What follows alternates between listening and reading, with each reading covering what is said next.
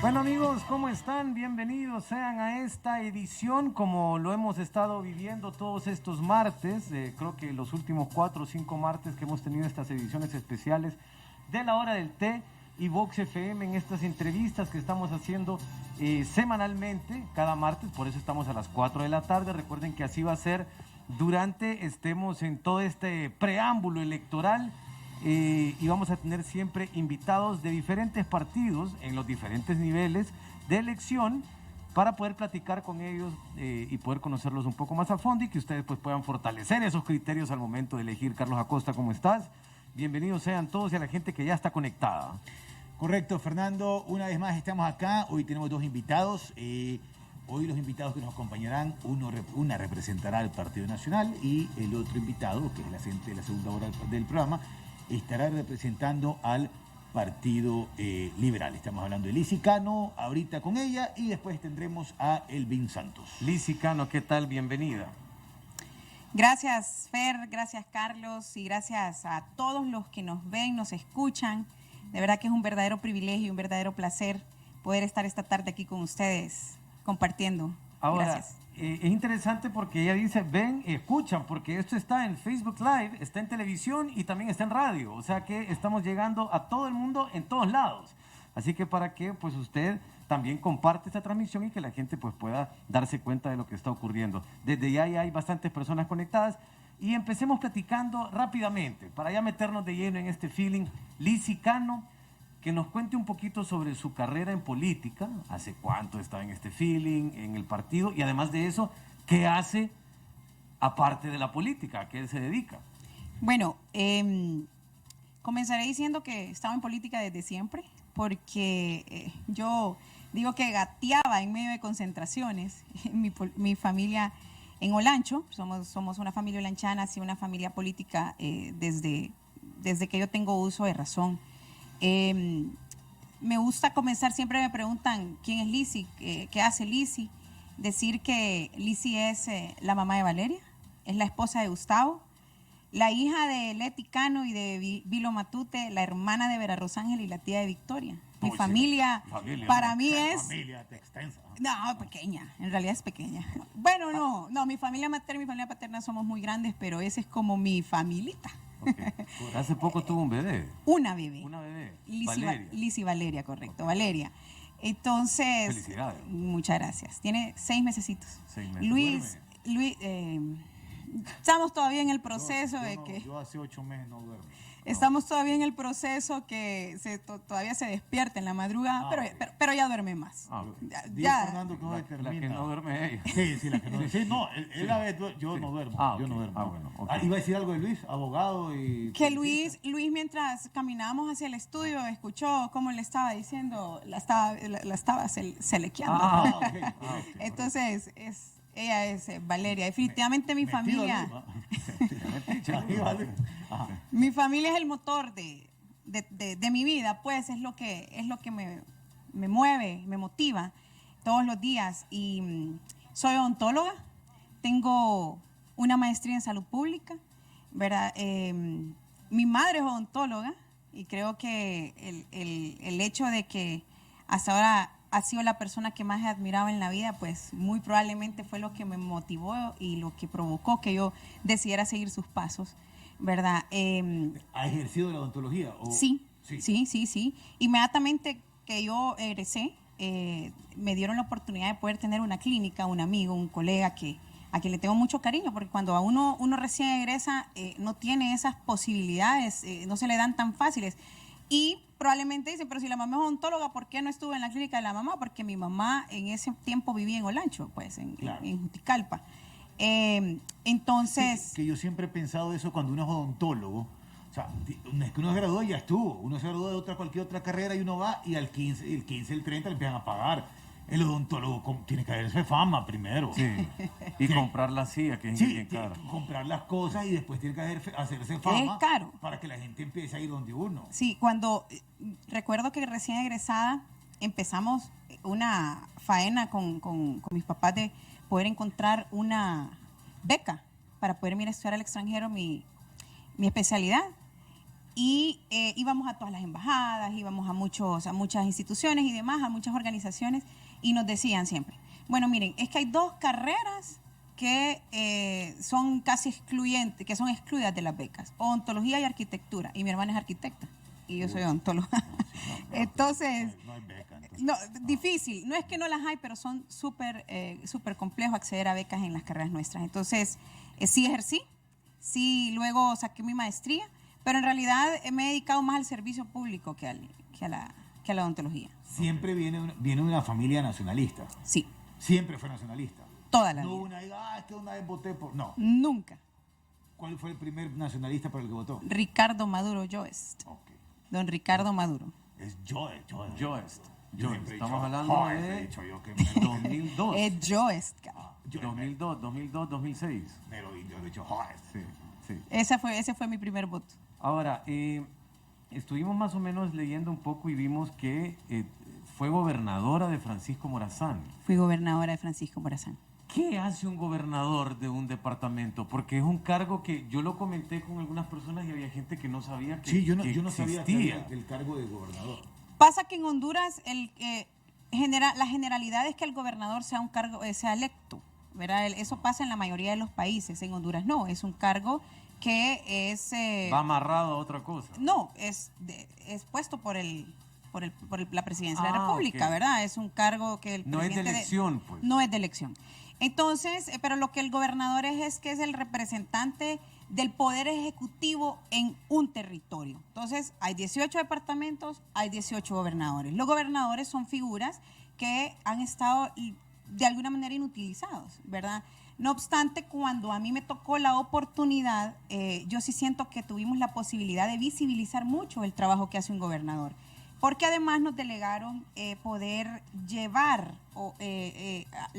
una plataforma que se llama Vida Mejor, que es la plataforma social del gobierno, a cada uno de los municipios que estábamos liderando. Eso también nos lleva a que conocí muy de cerca los procesos de descentralización que son sumamente importantes para el desarrollo de un país. ¿Verdad? El hecho de descentralizar las cosas hace que sea más efectivo, hace que la ejecución sea mucho mejor, hace muchas cosas que cuando se está centralizado es más complejo. Entonces, el gobernador debería ser ese medio, o debe ser ese medio, para poder hacer que las cosas fluyan con más celeridad, con más agilidad, y que la ejecución de los programas y proyectos se puedan llegar a los municipios, que es en realidad donde queremos que lleguen. Ahora, en cuanto está el alcalde, está el gobernador, está más arriba, más abajo, hasta la par. Bueno, el gobernador en teoría está sobre el alcalde, Sí, es que en teoría, pero en realidad el alcalde es electo, el gobernador no. Entonces, Correcto. al final, yo particularmente tuve una extraordinaria relación ¿De qué año a qué año fue gobernador? del 2014 al 2017. Ah, o sea, con Juan Orlando Hernández Sí, en el poder. del 2014 al 2017, pero luego tenía que renunciar porque Claro. corrí también para aquella elección, entonces no podía ejercer el puesto. Sí, es que hay muchas preguntas que nos habían hecho, justamente tiramos esto con una semana de anticipación para que la gente vaya haciendo las preguntas. Igual va a haber gente que las va a hacer ahorita con Sí. el hashtag LHT pregunta o Vox pregunta, y hay personas que están haciendo sus respectivas preguntas. Sí, y una de las preguntas que más nos hicieron fue la de la parte gobernadora, porque sí, en otros países el gobernador sí está más arriba que el alcalde, acá yo lo ignoraba, el gobernador es puesto. Sí, Sí. el ¿Quién es gobernador... ahorita? El gobernador de Francisco Morazán, entiendo, era Merlin Cárcamo, pero creo que él pasó a otra posición y creo estaba acá. Ahorita no hay. Creo Ok. estaba acá. Ahí vemos los comentarios de la gente, ya vamos saludando a algunas personas, ya vamos a leer sus preguntas. Saludamos a Dohan, saludamos a Fernando Calix, a Cristian también, a Memi Shelton, a Janet Flores, a Pau Enríquez, Catherine Moncada también que está ahí, Pablo González, Miguel Ángel Arias también, Rodi Méndez. Todas estas personas están haciendo algunas preguntas que ya las tenemos acá y las vamos a ir haciendo. Hablemos un poco de cosas que han sido controversiales. No es la primera vez que busco una diputación. No. La vez anterior buscó la diputación, pero no la logró. No la logré. No la logró, ok. En ese momento nosotros recordamos que hubo una vez que lanzó hojas volantes creo que eran hojas volantes, yo no las vi, creo que habré visto una fotografía de una desde un helicóptero. y que la gente quedó ahí como, ¡eh! Listo. Y se lanzaron de helicóptero. Esto generó una controversia porque en algún momento se habló, hubo personas que dijeron que era un helicóptero de las Fuerzas Armadas. Esto desató una batalla jurídica también. Ahí vemos, ese es el helicóptero. Puchica, espérame, ¿quién tenía? Bueno. Puchica, ok, ahí está. Entonces nosotros quisiéramos saber qué fue lo que pasó en realidad. Y cómo lo tomó la gente en aquel momento, si fue algo, porque a veces uno podría decir, ok, tengo una estrategia y no me funcionó, o si me funcionó o no me funcionó tanto. Obviamente los resultados uno los mide después. Bueno, sí fue un momento crítico, duro, porque cuando comienza el ataque, uno se siente pues de alguna manera mal, pues, pero lo que pasó en realidad fue que uno de mis tíos, una persona a la que yo amo entrañablemente, me dijo que me tenía una sorpresa. Y yo ese día andaba en una boda, ese día se casó una de mis mejores amigas en San Pedro. Okay. Y me dijo que me tenía una sorpresa. Y esa era la sorpresa. Pero él salió aclarándolo después, obviamente la gente no lo iba a creer. Al final, siempre que uno está en estas posiciones, está sometido a críticas, a escarnio, a un montón de cosas, a que le inventen un montón de cosas, pero la gente evidentemente no lo iba a creer. Efectivamente, se lanzaron los papelitos, cayeron por muchas partes de la ciudad. ¿Qué fue lo malo? Bueno, que hubo a quienes definitivamente les pareció que era exagerado, que era exuberante, que era una cosa muy ostentosa, lo cual no es cierto, ¿verdad? Obviamente no era un helicóptero de la Fuerza Aérea, un helicóptero privado que se alquiló por 30 minutos, una cosa así. Eso desató incluso una controversia con un diputado al que querellé y que, por cierto, la querella nunca avanzó, lastimosamente, ¿verdad? Porque en realidad inventó muchas cosas y tenía que haberse disculpado, pero al final no avanzó la querella. Imagino que ahí debe de estar en la Corte Suprema, porque fuimos alguna vez a alguna audiencia y él sabía que había mentido, que había dicho cosas inadecuadas y que al final iba a tener que pedirme disculpas. Y usted me llama ahí como, pucha, tío. No, hombre, tío, cualquiera me daba un rol. No, Sí. La boda fue en San Pedro. Obvio, la boda fue en San No, Pedro. hombre, tío, me hubiera dicho, me vine en bus, hombre, me hubiera mandado No, helicóptero. pero no solo eso, Carlos. O sea, lo que pasó el sábado, pero en realidad yo me enteré literalmente de la magnitud del evento el domingo. Cuando empiezo a recibir llamadas, cuando me empiezan a decir, Lizzy, ¿pero qué pasó? Entonces, al final, sí, molestó, porque debo reconocer que a mucha gente le molestó, hicieron cualquier cantidad de comentarios y demás. Pero lo bueno, para sacar algo bueno de la situación, es que la gente lo recordó, o sea, me recordaba. Claro, sí. Y creo que ese era el propósito. De repente no fue tan bueno que me recordaran por eso, pero la gente al final lo recuerda. No fue un crimen, no es un acto ilegal, no es un acto, no utilizamos fondos de ninguna naturaleza del Estado ni demás. Al fin, no había nada que lamentar legal, jurídica o en esos temas tan sensibles, sino que simplemente fue una estrategia, como ustedes lo dicen, que al final tuvo en un segmento resultados positivos y en otro segmento resultados negativos. Ahora, veo que es una persona joven, o sea, cuando me dice que ha estado durante tanto tiempo en política, justamente uno cuando piensa alguien en política piensa en gente mayor, ¿no? Pero realmente estamos hablando de una persona joven. No, y votó por primera vez por Maduro. Sí, es que yo también, justamente por ahí, votó por Maduro. Digamos, Luis Lara votó por Rosuco. Sí, Luis Lara votó, estuvo ahí problemado con junta militar. Sí. No, entonces... No, Luis, yo lo miro. Sí, le fue a mover los portones a Carías. Correcto. Entonces, la pregunta es, ¿qué lo motiva a ingresar en la parte política? Y la otra pregunta es, ¿quiénes dentro del partido, justamente respondiendo que ha estado siempre afín al Partido Nacional, quiénes dentro del Partido Nacional la inspiran o la han, o yo creo en creo aquí? Bueno, debo comenzar diciéndoles, Carlos, Fer, y todos los que nos ven y nos escuchan, que ni mi mamá ni mi papá son políticos. O sea, definitivamente ellos siempre han estado en sus propios rollos, en sus propios asuntos, en sus propios negocios y demás. Ninguno de ellos dos son políticos.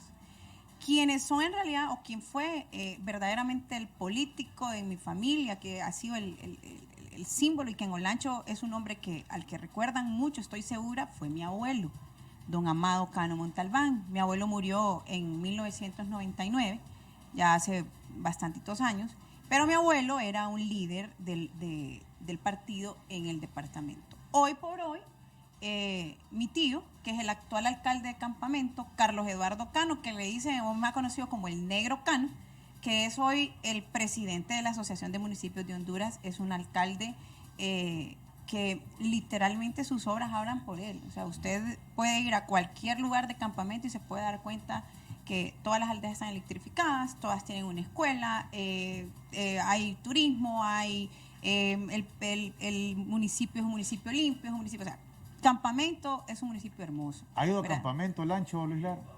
¿Le gusta, Luis? Bueno, obviamente. Mentiroso este Luis Lar. Nunca ha ido a Tampa, pero pregúntele No, por Tampa, Flor. sí. No, a Campamento. Es que Luis pasa más en Tampa No, que... y es que los de Campamento, a Campamento le decimos muchas veces campa. ¿ves? bueno, A Campa iba, Vamos a a Campa. Campa. Casi. Ay, casi. Sí. Entonces, al final, si usted me pregunta cuál fue mi fuente de inspiración, evidentemente fue mi abuelo. Abuelo. Pero si hay un político al que yo miro hacia arriba, es a mi tío. ¿Verdad? Es a mi tío, es un hombre honesto, es un hombre honrado, es un Su hombre tío, trabajador. el de Amón. El actual alcalde de Campamento. El correcto. Negro Cano. El Ay, Negro Negro Cano. Cano. Pero Ok. de ahí fuera, dentro del partido... Sí, algún presidente, algún expresidente o algún líder político que puche, que este compa es... Ese compa. Ese. Ese compa, El ese Negro compa, Cano. ese Negro compa, Cano. ese compa es de verdad. Ok. O sea, le digo, si hay un líder político dentro de los políticos de mi partido, de todos los partidos y del país, al que yo admire y que mire, como le digo, hacia arriba, es a él. Ok. Ok. Bueno, pues hablemos un poco de la campaña de Lizzy Cano. Ahorita hablamos pues de ese episodio que fue en la campaña anterior y se habla bastante, bueno, primero, cómo está manejando la campaña y de dónde nace lo de Lizzy y la de la bici. ¿En qué sentido manejando la campaña? ¿Qué es lo que ¿A dónde hago? ¿Cuál es pauta? la...? ¿Qué Sí, es lo que se hace? redes ¿Cómo- sociales, ¿Qué actividades se hacen o mediáticamente qué se hace para poder alcanzar el voto? Pues? Bueno, en primer lugar, lo primero que tenemos que hacer cualquiera que quiera llegar a ocupar una posición es darnos a conocer, ¿verdad? claro. Obviamente hoy tenemos un instrumento que es valiosísimo y que es baratísimo, entre comillas, que son las redes sociales, ¿verdad? Que ahí tenemos acceso y ahí pueden tener acceso a nosotros el que quiera, ¿verdad? Obviamente, si nosotros queremos tener más alcance de lo que orgánicamente podemos tener, pues tenemos que pautar, pero es mucho más barato, por ejemplo, que pautar en un medio de comunicación, ¿verdad? En una que han sido los medios de comunicaciones habituales, las radios o las televisoras, ¿verdad? Y obviamente tenemos que hacer un trabajo de tierra enorme. Este departamento es enorme. El Distrito Central tiene 841 barrios y 176 aldeas. Y además tiene 27 municipios más Francisco Morazán. Entonces, en todos lados nos quieren ver, en todos lados quieren conocernos, en todos lados tienen necesidades que quieren que nosotros les ayudemos a solventar. Entonces, estar en esto y el que se determina y se decide a ser candidato a este departamento es un acto de valentía, porque tenés que dedicarte casi 24/7. Es una... Me imagino eran departamentos más fáciles. Sí, hay lugares que son más pequeños y con Sí. menos gente. Con Sí, menos y aquí, o sea, tenemos la peculiaridad que tenemos la capital, ¿verdad? Claro. Entonces, te digo, son 841 barrios, 176 aldeas. Pero además también los municipios, yo soy orgullosamente rural, yo soy vecina de Fer. Yo vivo, yo vivo en Santa Lucía. Hay un cruzacalle. ¿lo has Sí, visto? en la ¿verdad? entrada, sí. Sí, bueno, entonces, Sí, así Ajá. se dice, creo. Cruzacalle. sí. Ya, en términos ya de Ya, publicista. ya. o sea que Fer a esta altura ya Ajá. sabe cuál es mi número de casilla. Uy, pero se olvida todo. No, pero ella la va a decir después Sí. al final. No, Y- no confiamos en la memoria de Fer. Y bueno, y lo de la bici nace en realidad yo practico el ciclismo, ¿verdad? Y fue fue un conjunto, una combinación de varias cosas en la campaña pasada, porque Lizzy, la de la bici, viene desde la campaña anterior, ¿verdad? Estaba en su apogeo la bicicleta, la canción de la bicicleta. Resulta que Shakira es mi artista favorita, yo practico el ciclismo y un día estaba, ¿qué hago? ¿Cómo puedo utilizar esta canción en la campaña? Bueno, me voy a montar en una bicicleta, le voy a pedir a personas comunes y también a políticos que se suban en la bici conmigo. En el anuncio anterior salía en una bicicleta doble, ¿verdad? Que tenía... ¿Dónde la compró? Sí, me la prestaron para el anuncio nada más. Es bien difícil conseguir. Me la prestó una de las tiendas que vende bicicleta. Bueno, entonces, y lo que simbolizaba en aquel momento era, miren, ves, ya saben que subámonos aquí, peleemos juntos. Porque es que la bici es un símbolo, ¿verdad? Yo que trato de no intoxicarme mucho con comentarios negativos, pero que también tengo que leer qué es lo que la gente opina. La bici, y a veces dicen, ¿y esta de la bicicleta qué? ¿Tiene aire en la cabeza o no tiene ninguna propuesta más que la bicicleta? En realidad no. Y si lo ven, la bicicleta simboliza mucho. O sea, es un símbolo de que avanzamos, que pedaleamos y que vamos hacia enfrente. En una bicicleta nunca puedes ir para atrás. Nunca. No puedes ir para atrás. Siempre tenés que ir hacia enfrente, siempre tenés que pedalear, tenés que tener demasiado, tenés que hacer mucho esfuerzo con tus piernas, con el resto del cuerpo, pero sobre todo con tus piernas. Pero sí practica la bicicleta. Sí, practica. Así es una cuestión, no es que, ay, Lizzy, la de la bici. No es porque rime, sino que realmente sí lo practico. De hecho, por eso conozco a los manes de las tiendas, porque hay un rol diario por cada tienda. Obviamente, desde que vivo en Santa Lucía se me hace bien difícil hacerlo, claro. pero lo hago y voy a hacer. Me gusta más la bici de ruta que la de montaña, ¿verdad? Aunque hay parajes muy bonitos en montaña. Entonces, al final eso significa la bici. La bici nada más es un símbolo. Lo que pasa es que la gente, sobre todo la sin que hacer, siempre tiene algo por qué criticar y al final no se trata de que sea hueca de la cabeza ni que no tenga una propuesta, por el contrario. La bici significa, Carlos Fer, deporte. Hay que incentivar el deporte. La bici significa salud. Hay que ver cómo hacemos para la salud de la gente. O sea, no solo se trata de necesariamente una bicicleta, es un símbolo. Y al final, entonces, eso me convirtió en Lizzy, la de la bici. La de la bici. Bien, dentro de todo este concepto, toda la campaña, porque hemos visto que la campaña electoral ahorita estamos en la recta final, queda un poquito de 32 días, o sea, estamos casi a un mes de las elecciones, se está viviendo una efervescencia y vemos también ahora en las redes, nosotros podemos ver otras cosas también y la gente también es muy activa en todo esto. Hay una campaña que se ha manejado últimamente de parte del Partido Nacional que habla de no al comunismo. Eso lo hemos venido viendo y digamos que se ha puesto todavía más intenso en los últimos días. ¿De dónde sale eso y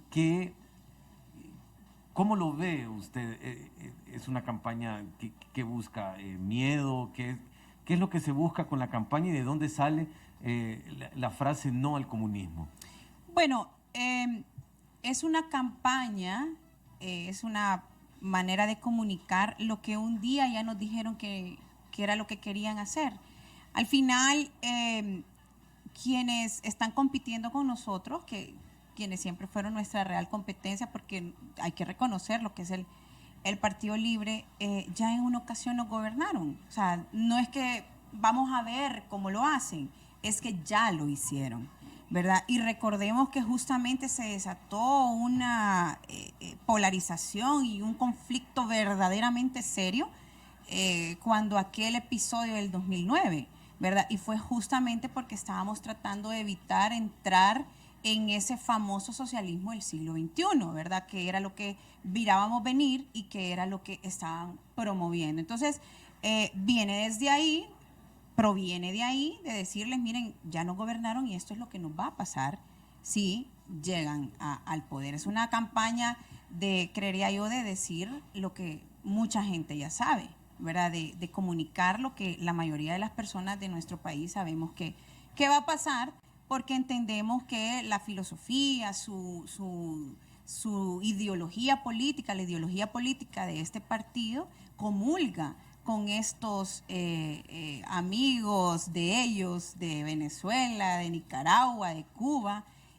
Sus discursos son muy parecidos, entonces es una campaña para decir esto es lo que va a pasar. ¿En el Partido Nacional creen que sí, la oferta de Libre es el comunismo? Pues es así.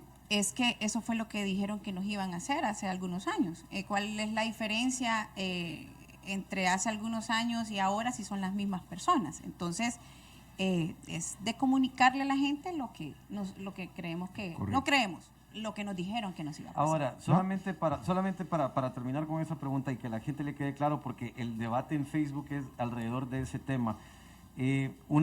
Por ejemplo, yo estuve viendo ayer en las redes que se hablaba de que el comunismo, por ejemplo, busca luchar contra la empresa privada, por ejemplo, o que busca expropiar, digamos, y estar en contra de la empresa privada. Eso, digamos, que es una de las doctrinas que he visto yo que se han estado denunciando en las redes sociales de parte de algunos líderes del Partido Nacional. Y esa es una de las cosas en las que, digamos, dicen se centra el tema del comunismo, ¿cierto? Ahora, ¿cómo interpretan entonces de que, por ejemplo, el vocero de anunciando la alianza entre Salvador y Xiomara sea Pedro Barquero, por ejemplo, que es un abanderado de la empresa privada, expresidente de la Cámara de Comercio? O sea, ¿cómo calza eso si el comunismo, si están hablando de que de que este gobierno podría buscar enfrentar, o este partido buscar enfrentar a la empresa privada, pero quien está anunciando la alianza es un defensor de la empresa privada? Ok. La ideología del Partido Libre es el socialismo del siglo XXI o el comunismo, como lo querramos llamar y como lo están llamando en redes sociales. La ideología de Salvador Nasralla es sacarnos del poder. Eso es lo que ha promovido y eso es lo que él ha pretendido durante las 3 aspirado a la presidencia. Sabía, dicho por ellos mismos, no necesariamente por mí, que iba en picada. Y de alguna manera de estar en esta, tener tanto tiempo buscando la presidencia y estar en el ruedo político, a lo mejor ya aprendido algo, ¿verdad?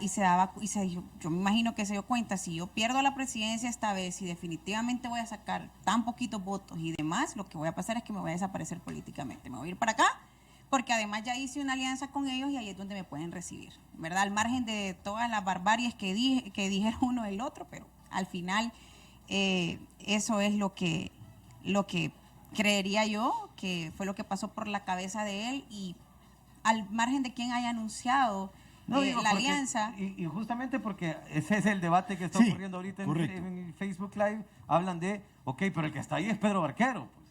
Entonces... Qué bueno que ya no está en el COEP, al margen de que sí, de la Cámara de Comercio, perdón, al margen de que sea un representante o que fue un representante, hoy está en el rol político, ¿verdad? Y si está en el rol político, tiene que actuar como un político. Entonces, yo creo que al final eso fue lo que pasó. Ellos se dieron cuenta de que definitivamente no iban a ganar las elecciones. Lo dije al inicio del programa, nosotros sabemos y definitivamente lo sabemos, y eso no es desconocido para nadie, que en realidad nuestra competencia estaba con el Partido Libre, ¿verdad? Eso, con ellos empezó a ser nuestra competencia y eso estaba claro. Ya ya no era una competencia, además que no tenía estructura, no tenía organización, etcétera, ¿verdad? Pero lo que nosotros tenemos que promover, más allá de hablar de ideologías, más allá de hablar de todas estas cosas, es, yo siempre he dicho que tenemos tantas cosas buenas que decir de nosotros mismos, de nuestros candidatos, de mis candidatos, que justamente pierdo a veces digo yo, no, ¿para qué perder el tiempo hablando de ellos si podemos decir tantas cosas buenas que se hacen por acá? Okay. Justamente cuando lanzamos que íbamos a tener a alguien del Partido Nacional, ahí hubo un anuncio, y ahorita que mencionaba de los otros miembros del partido, hay un anuncio que hace poco estuvo saliendo en redes y que a mucha gente pues le causó cierta sensación de que no, que era el anuncio de Val Díaz, que era justamente con el tema del aborto. No sé si lo ha podido ver. Bueno, él lo posteó, no sé si lo habrá posteado. Nosotros lo vimos en las redes Nosotros de él. lo vimos en las redes de él. No sé si lo habrá posteado alguien más. Sí. Entonces no sabemos si es un anuncio de él explícitamente o... Pero que a la gente le causó un poco de molestia por el tipo de anuncio que era. ¿Qué opina de ese anuncio? Yo lo vi en la televisión, ¿verdad? Entonces, yo lo vi en redes. No era un anuncio exclusivamente de alguien.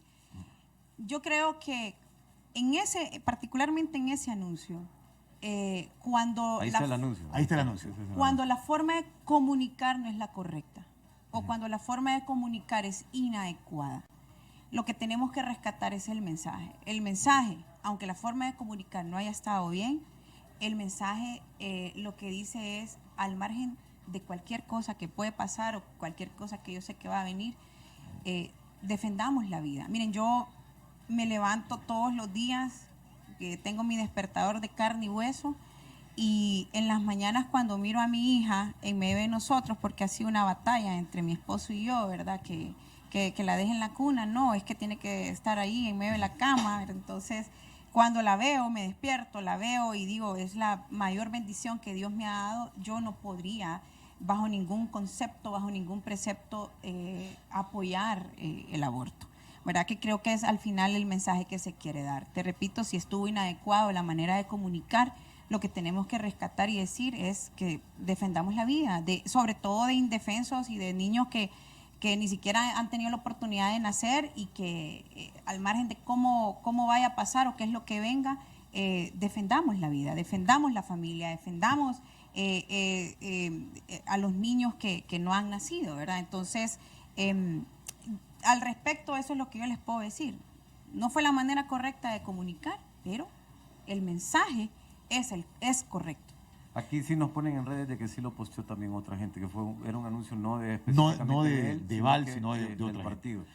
Ahora, saludamos a la gente que sigue escribiendo. Oye, las redes ahorita están candentes. La gente está... Kevin, Irma Orellana, Oscar Moncada, todo que al final pues pasa esto, que es una de las cosas que las redes nos permiten, que es justamente el debate directamente entre la gente, y que casi todas estas preguntas nosotros las hemos recibido de parte de la misma audiencia.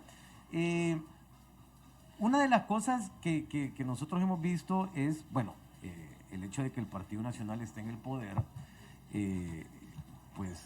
los pone también en la mira, ¿no? Porque claro, son los que están ahorita ejerciendo el poder. Hablemos un poco de los casos de corrupción que se han anunciado durante todo este tiempo, y también de las cosas que han pasado, o sea, para ver qué tanto desde su perspectiva esto puede perjudicar al partido. Los casos, por ejemplo, las cosas que han ocurrido, el caso de los hospitales, el caso de la Maxi, esas cosas aquí, y también su percepción de las cosas que han pasado en Nueva York, que son cosas que no se pueden pasar por desapercibidas, son cosas que definitivamente impactan, porque son señalamientos directos al presidente de un país. Entonces, ¿qué tanto afecta al partido los señalamientos que han ocurrido dentro del país, y qué tanto lo que está ocurriendo o lo que ha ocurrido también en la Fiscalía del Distrito Sur en Nueva York? Bueno, yo he dicho en todos los foros que me ha tocado y he tenido la oportunidad de participar. Me imagino que es una pregunta que le hacen en todos lados. Sí, es una pregunta constante. Y en todos los foros, lo voy a decir, lo voy a sostener. Salimos a votar en la pasada elección más de 1.400.000 nacionalistas. Dentro de ese 1.400.000 nacionalistas hay algunos que han cometido actos delictivos, criminales, de corrupción, y nadie está por encima de la ley. Y todo, absolutamente todo el que haya cometido un acto ilegal, indebido, de corrupción y demás, debe pagarlo. Debe de pagar, debe de enfrentarse a la justicia y debe de asumir las responsabilidades de sus actos. Pero no puede ser que de un universo de 1.400.000 personas nos señalen a todos, y como dicen en mi pueblo, nos echan a todos en el mismo costal. Porque yo, Fer, Carlos y todos los que nos ven y nos escuchan, no soy corrupta, yo no soy ladrona, yo no soy narcotraficante, yo no soy una persona indecente. He trabajado duro en cada lugar donde me he desempeñado, y quienes me conocen saben que he hecho mi mejor esfuerzo, que me he empeñado de la mejor forma para poderlo hacer de la manera adecuada. Yo quiero heredarle a mi hija lo que mis papás me heredaron a mí, el buen nombre. Yo quiero que mi hija se sienta orgullosa y que diga como yo digo de mi mamá, que es la persona que más admiro en la vida, y que ella pueda decirlo de igual forma y que lo diga, que lo crea. Y yo, porque 10, 20, 5, 3, no sé cuántos hayan cometido un error, tampoco significa que voy a dejar de sentirme orgullosamente nacionalista. Y tampoco significa que voy a desconocer todo lo bueno que mi partido le ha podido dar al país. Por los actos, por los errores de quienes se han paseado en un montón de cosas, no voy a permitirle, porque eso se lo dije yo, no recuerdo, a alguien que me estaba señalando y le dije, no te voy a permitir que me digas de esa forma, porque no soy esa persona. Ahora, Y- pero como partido, sí pasa factura, pues, como institución política. La institución es permanente, las personas somos pasajeras, la gente no debería de juzgar a un partido con tanta militancia, con tanta gente, por los actos y los errores, que señalen a quien lo cometió y que diga, usted, fulano de tal, con nombre y apellido, hizo o cometió un acto ilegal, indebido, de corrupción, vaya, pague, enfrente y que lo condenen y que se pudra. Perdone, Ahora, o sea, pero la gente porque la gente sí le reclama en las casas. Me imagino que así como se han de escuchar cosas buenas, también se han de escuchar cosas malas por parte de la gente. Ahora, ¿qué le dice la gente justamente con estos actos de corrupción? Que le menciono, han habido en los últimos meses, pues han desatado grandes bombazos. Sí, yo creo que lo de los hospitales móviles... Sí, yo creo que una de las cosas que más le ha dolido... los hospitales móviles es un crimen de lesa humanidad. O sea, yo, igual que ustedes, igual que la ciudadanía entera, estoy absolutamente indignada por eso. Y al margen de que, o sea, no pueden decir, pero es que cómo vas a estar indignada porque es que yo soy ciudadana, soy hondureña, ¿verdad? Antes de ser nacionalista soy hondureña, ¿verdad? Y no puedo yo soslayar el hecho de que es una atrocidad lo que se cometió, pues entonces, pero que paguen absolutamente todos los que tuvieron que ver, que vayan, que se enfrenten a la justicia y que los condenen y que les digan, señores, disculpen, pero ustedes cometieron esta atrocidad con el pueblo, vayan y enciérrense y ahí están el resto de su vida. Pues. Actualmente, presos por justamente estamos viendo a... Sí, Marco Borán. Marco Gran. ¿Hay otra persona ahorita, o solo está ahorita metido con... O sea, digamos preso, pero no está preso? Sé que se está llevando a cabo la investigación y creo que él sí está detenido. Está, pero no está... Ahora, en una cárcel no está. No, creo que no. Está en un Ahora, batallón. una cosa, eso con, Sí, con el caso de los actos de corrupción y con lo de cómo reciben ustedes como partido, porque al final ustedes me imagino que se tienen que reunir y decir, ok, miren, está pasando esto, tenemos que de alguna forma enfrentarnos a actuar frente a esto, con lo que pasó, con lo que ha pasado en los señalamientos en Nueva York. Bueno, en relación a los señalamientos en Nueva York, recuerde que lo que han dicho muchos no solamente tienen miembros del Partido Nacional, también hay señalados y mencionados de otros partidos, ¿verdad? Pero al final, Fer y Carlos, nadie está por encima de la ley. El que haya cometido un acto ilegal, ilícito y que no esté correcto, que sea un crimen, que sea corrupción, que sea lo que sea, vaya y pague y rinda cuentas.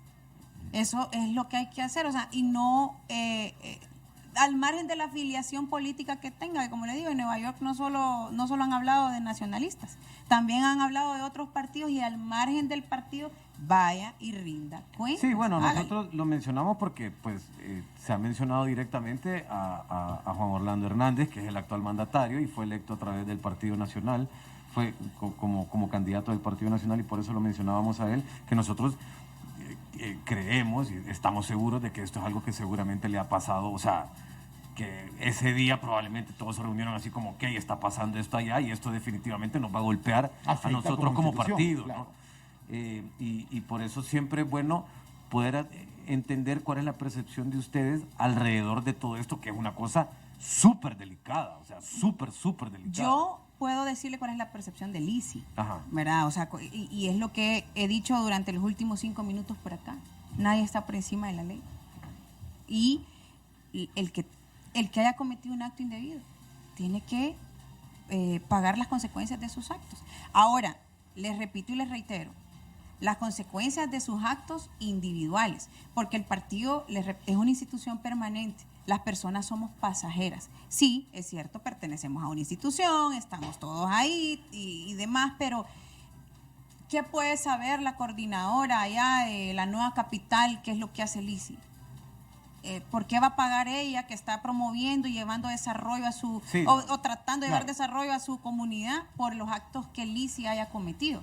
¿Verdad? Entonces, a eso es a lo que me refiero. O sea, 1.400.000 no podemos pagar por lo que algunos han hecho. Ahora, definitivamente no puedo desconocer también que eso a la gente le molesta, que la gente dice que... Sí, no se puede ignorar. No se puede ignorar, obviamente, correcto.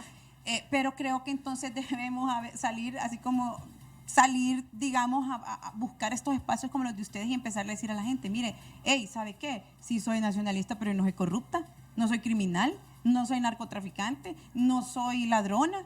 Y estoy orgullosa de mi partido. Pero si hay gente dentro del partido por la cual usted mete las manos al fuego. Por nadie meto las manos al fuego, solo por Lisi Marcela Matute Cano y hoy por Lisi Valeria Aragón Matute, que tiene 6 meses. Sí, De ahí por absolutamente nadie. Ok. Un bebé más de bebé pandemia. Pandémico, es que sí. Mi hijo también nació en Adrián. Y el hijo de Carlos también. También es pandémico. Sí, o sea, ellos, ya la gente de... Sí, si había un problema con la tasa de natalidad, la pandemia lo solucionó. Cuando uno nació, la mascarilla ahora la andaba el doctor. Y ellos nacieron y la andan todos. La andan todo el mundo, claro. Sí, son bebés pandemia. Y creo que tienen particularidades los bebés pandemias. Están mucho tiempo encerrados y eso provoca que... Hay bebés que nacieron en la parte más heavy de la pandemia que no salieron de la casa nunca. Que van saliendo. Sí. Ok, bueno... Las mujeres dentro del Partido Nacional, ¿cómo van creciendo? Hay bastantes mujeres dentro del partido. ¿Cómo está la situación ahí femenina dentro del partido? Bueno, yo creo que el partido ha demostrado que es un partido bastante abierto a las mujeres y a los jóvenes. De hecho, fuimos la primera institución política que aperturó dentro de la organización a lo interno de nuestro partido, de las autoridades de nuestro partido, que la mitad de las autoridades fuesen mujer y el 35% mínimamente tenían que ser jóvenes. Entonces, nosotros sentimos mucho apoyo de parte de las autoridades del partido. Creo que son personas que han creído mucho en la capacidad y el liderazgo que tenemos las mujeres. No obstante, al margen de que crean, nosotros tenemos que ganárnoslos también, ¿verdad? Claro. Arrebatar las oportunidades, salir a la cancha, trabajar, decirle a la gente decirle a la gente por qué tienen que votar por uno, qué es lo que tienen que hacer para o qué es lo que nosotros proponemos para poder votar por uno. Que voten no porque soy mujer, claro, que voten porque soy mujer, soy pensante, tengo propuestas y dentro de mi agenda está la mujer, ¿verdad? Porque necesitamos también tener dentro de la agenda yo, en mi caso particular, que voy en un cargo al Congreso, dentro de mi agenda legislativa, a la mujer, ¿verdad? Tener considerar que todavía hay muchas luchas que tenemos que hacer, que hemos avanzado, que hoy tenemos paridad, que hoy hay alternancia, que tenemos esos espacios participativos que la democracia nos permite, pero que tenemos que arrebatarlos y que tenemos que ir a tomarnos la cancha. Fue gobernadora, va por una diputación. ¿A dónde se ve en un futuro? Va más allá de una diputación. Lisi Cano, presidente en algún momento. Creo que... Como una alcaldía. Voy paso a paso. Hasta ahora mi aspiración ha sido llegar al Congreso. Lo he intentado varias veces. Espero que en esta ocasión las personas me presten su voto de confianza para poder representar. Es la tercera vez, ¿verdad? Es la tercera vez que aspiro que me presten su voto de confianza para poder llegar al Congreso, poder demostrar ahí qué es lo que quiero hacer, cuáles pueden ser las iniciativas que quiero presentar, si soy una diputada productiva, ¿verdad? Yo conozco este departamento, en realidad lo conozco cuáles son sus potencialidades, conozco cada aldea, lo he recorrido a pie, en bici. Dijo que eran 847...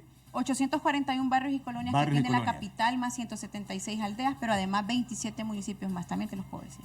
O sea, y en esos municipios también hay aldeas. También hay caseríos. Ahora, una pregunta. De los 841 barrios y colonias que hay, ¿Cuál cree que es el que realmente, ahí sí hay necesidad, ahí sí hay necesidad? No, hay mucha necesidad, hay muchos, Carlos. O sea, se ha hecho mucho y se ha avanzado muchísimo, pero hay sectores de la capital que todavía tienen muchas necesidades, hay sectores de la capital que todavía necesitan, muchos tienen necesidad de aguas negras, de pavimento, hay un sinnúmero de necesidades que todavía se le deben a la gente, que todavía tenemos que cumplirle a la gente. Hay una expresión que se llama círculos de pobreza es la expresión de que van creciendo la ciudad, entonces creo que no sé si la expresión es círculos de pobreza, se van ampliando. Yo estaba viendo un reportaje donde decía que antes cada vez ve uno más casitas en las montañas, más invasiones, más... ¿A qué cree que se debe eso? Yo creo que debemos de comenzar a ver la raíz del problema. Siento que lo que ha pasado es que nos hemos olvidado que somos un país que potencialmente agrícola, de denominación agrícola. Necesitamos repotenciar el campo, el agro, para que la gente se quede allá en su comunidad, ¿verdad? Para que la gente se sienta productiva, para que la gente entienda que allá podemos generar empleo, ingreso para nuestras familias y evitar la migración a las ciudades como Tegucigalpa, como San Pedro Sula, ¿verdad? Que son las ciudades que crecen de esta forma, ¿verdad? Entonces ahí necesitamos trabajar muchísimo, ¿verdad? En repotenciar el agro para que la gente se quede allá en la comunidad y desde allá produzca y desde allá lleve ingreso a la familia, ¿verdad? Okay. Y no tenga o no sienta la necesidad de venir y migrar hacia la ciudad. Ok, bueno, vamos a hacer una pequeña dinámica, Lizzy. Ahí vemos... Antes eran 5, ahora son 4. Eran 5 vasitos, pero Luis Lara quebró uno. Y en una semana no hemos comprado otro vasito. Sí, y pues no, la verdad no compramos el restante. Entonces hay un shot que va doble. Esta es la hora del tequila y lo que vamos a hacer es que usted va a agarrar un papelito de cada uno de los vasos, los va a sacar todos. Adentro viene un nombre, una palabra, una fecha, algo viene ahí. Y lo que queremos es que saque el papel, se lo va a pasar a Carlos. Y al mostrarlo queremos que nos diga lo primero que se le viene a la mente y después le vamos a dar también un rato para que nos hable también obviamente de su propuesta y que nos cuente cuál es su casilla. Así que si quiere podemos empezar con el primer vasito y se lo pasa a Carlos. Sí. Y le saco el papel. Sí.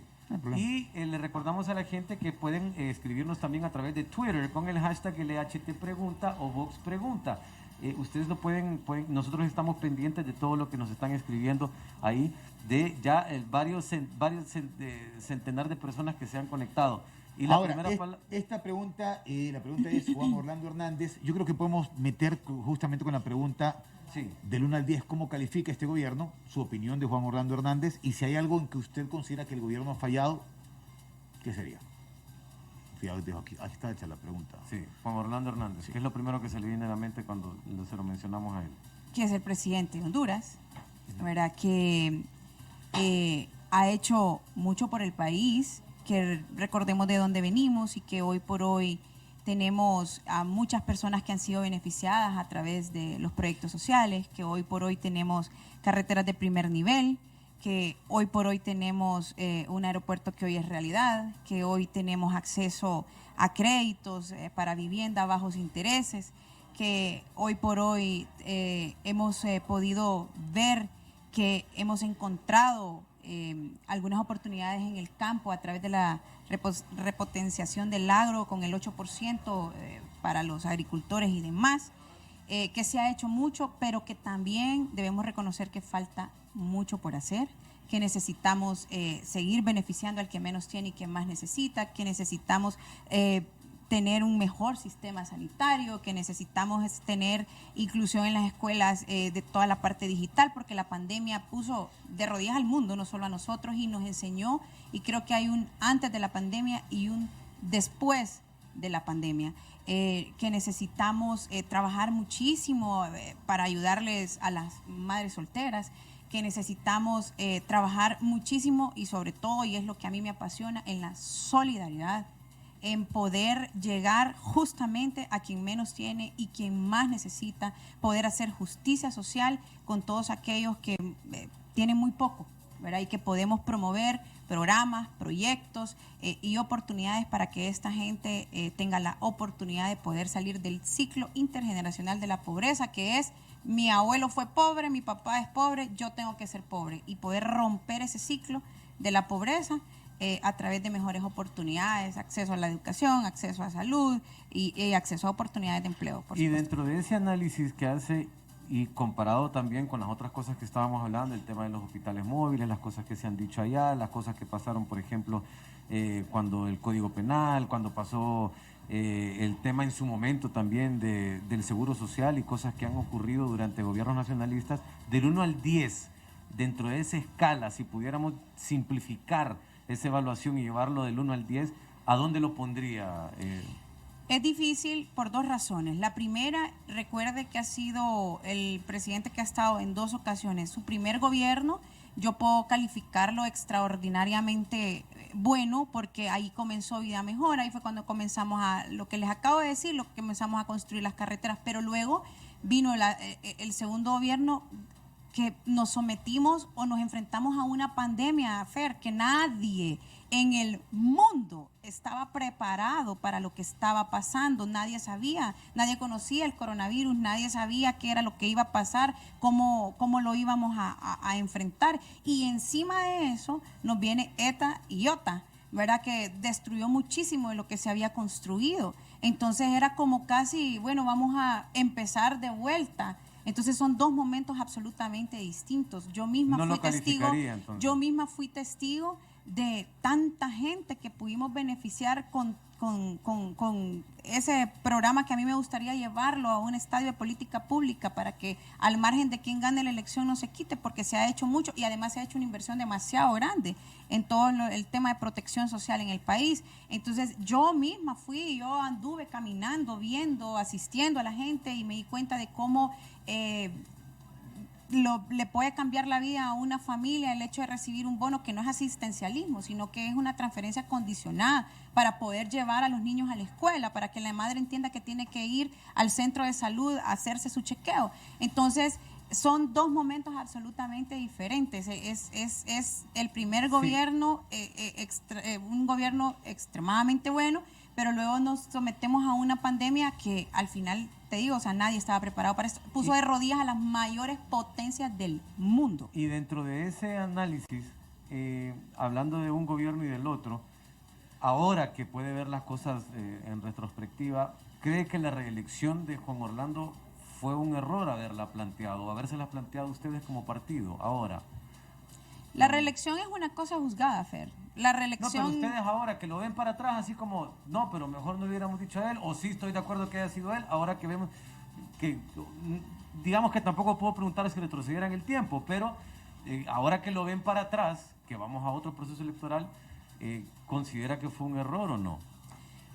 La reelección la determinó la Corte Suprema de Justicia que se debía de hacer y hoy está aprobada. La reelección hoy pudo haber sido de hoy en adelante fue Juan Orlando, y de aquí en adelante puede ser cualquiera, ¿verdad?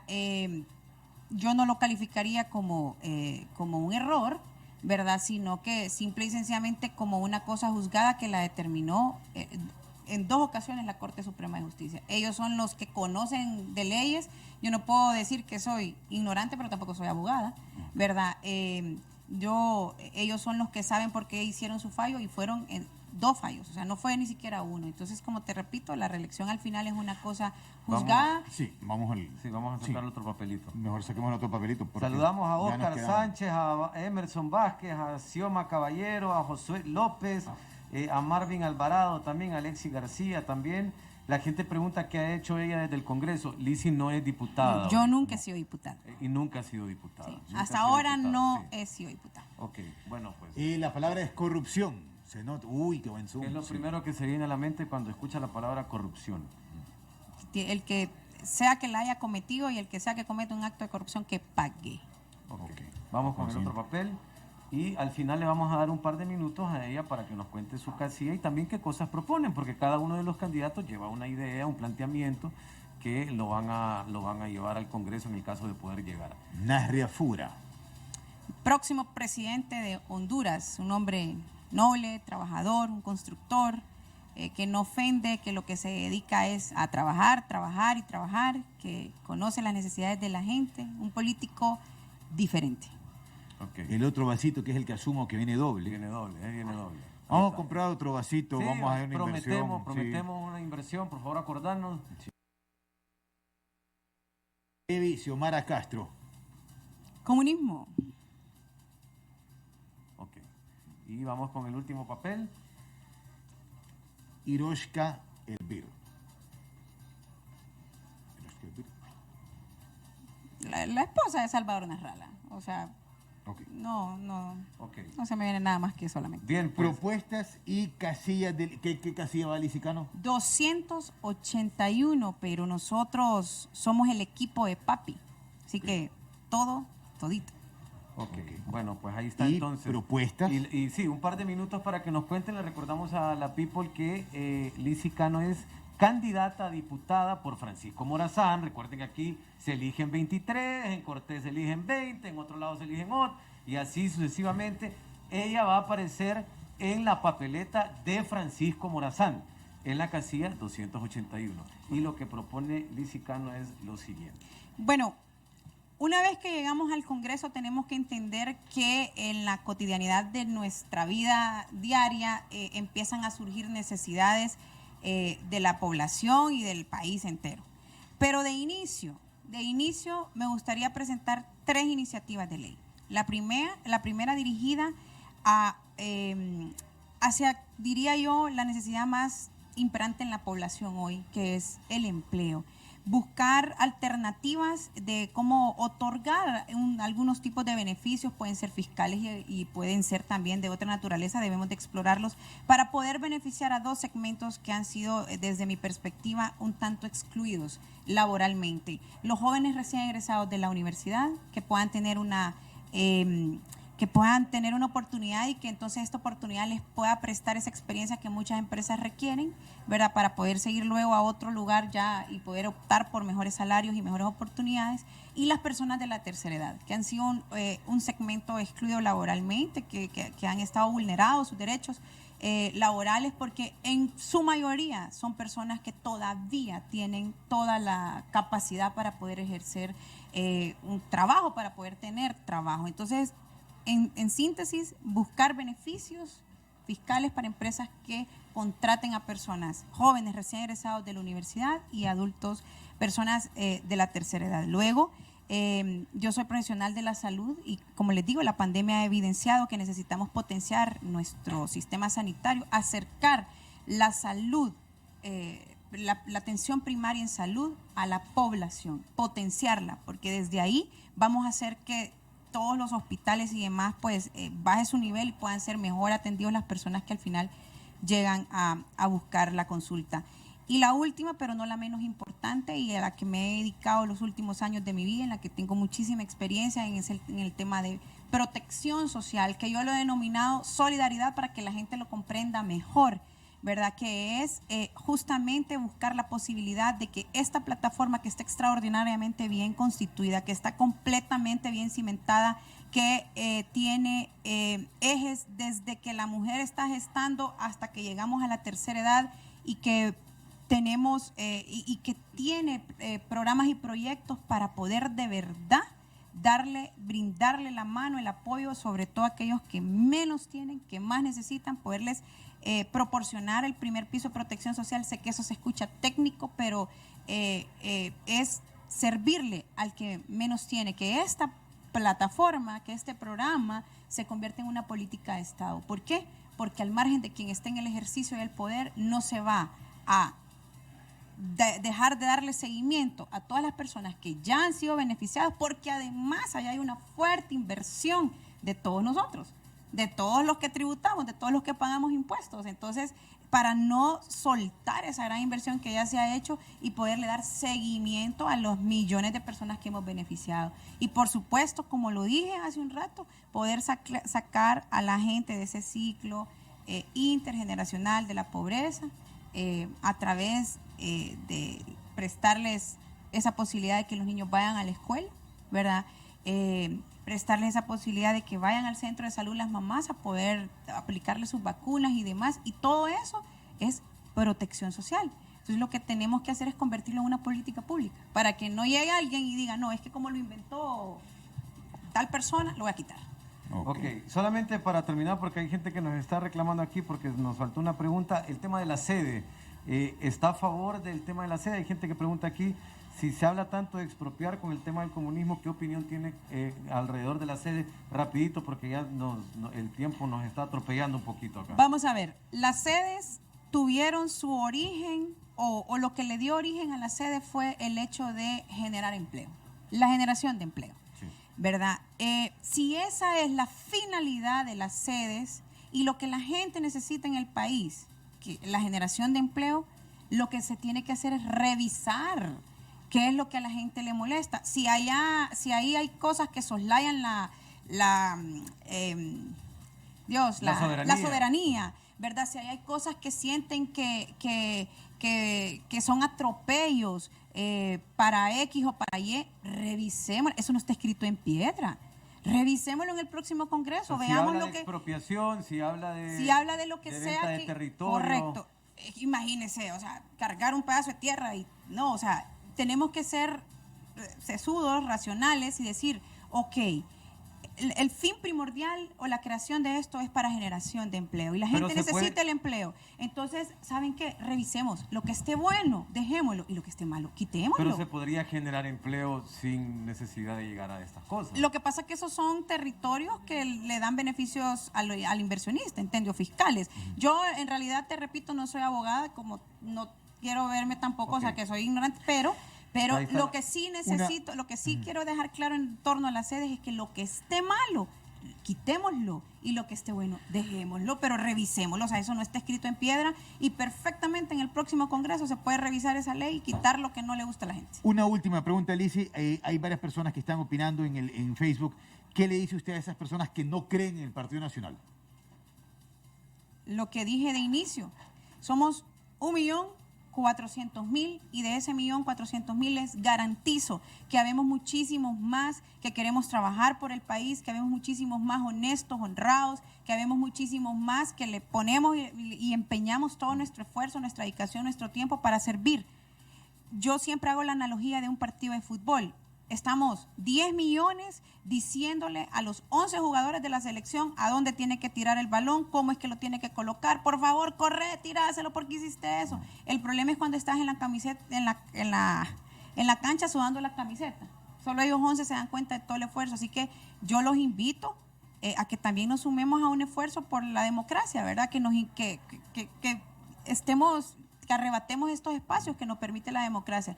Pero de corazón se los digo, habemos muchísimos más que no hemos cometido actos indebidos y habemos muchísimos más que de verdad queremos a nuestro país, que queremos que lo mejor le pase a Honduras y que queremos trabajar para tener mejores cosas. Yo soy una de ellas, yo me incluyo, yo siempre he creído que mi mejor carta de presentación es justamente mis actos.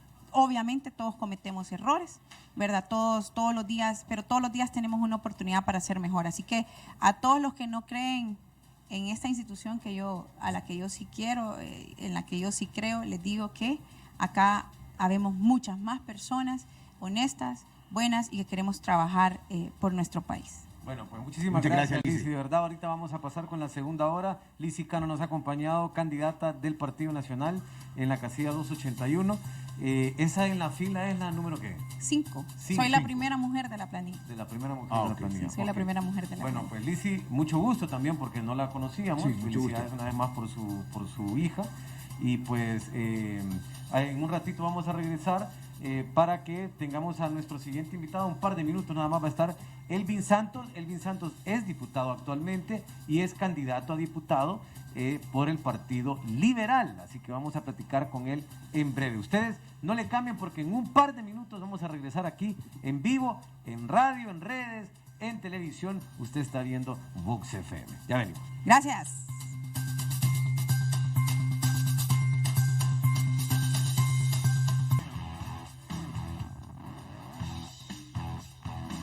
Bueno, estamos ya de vuelta después de este breve corte porque pues se estaba yendo nuestra primera invitada y ahora pues ya ha entrado a cabina nuestro siguiente invitado, Carlos.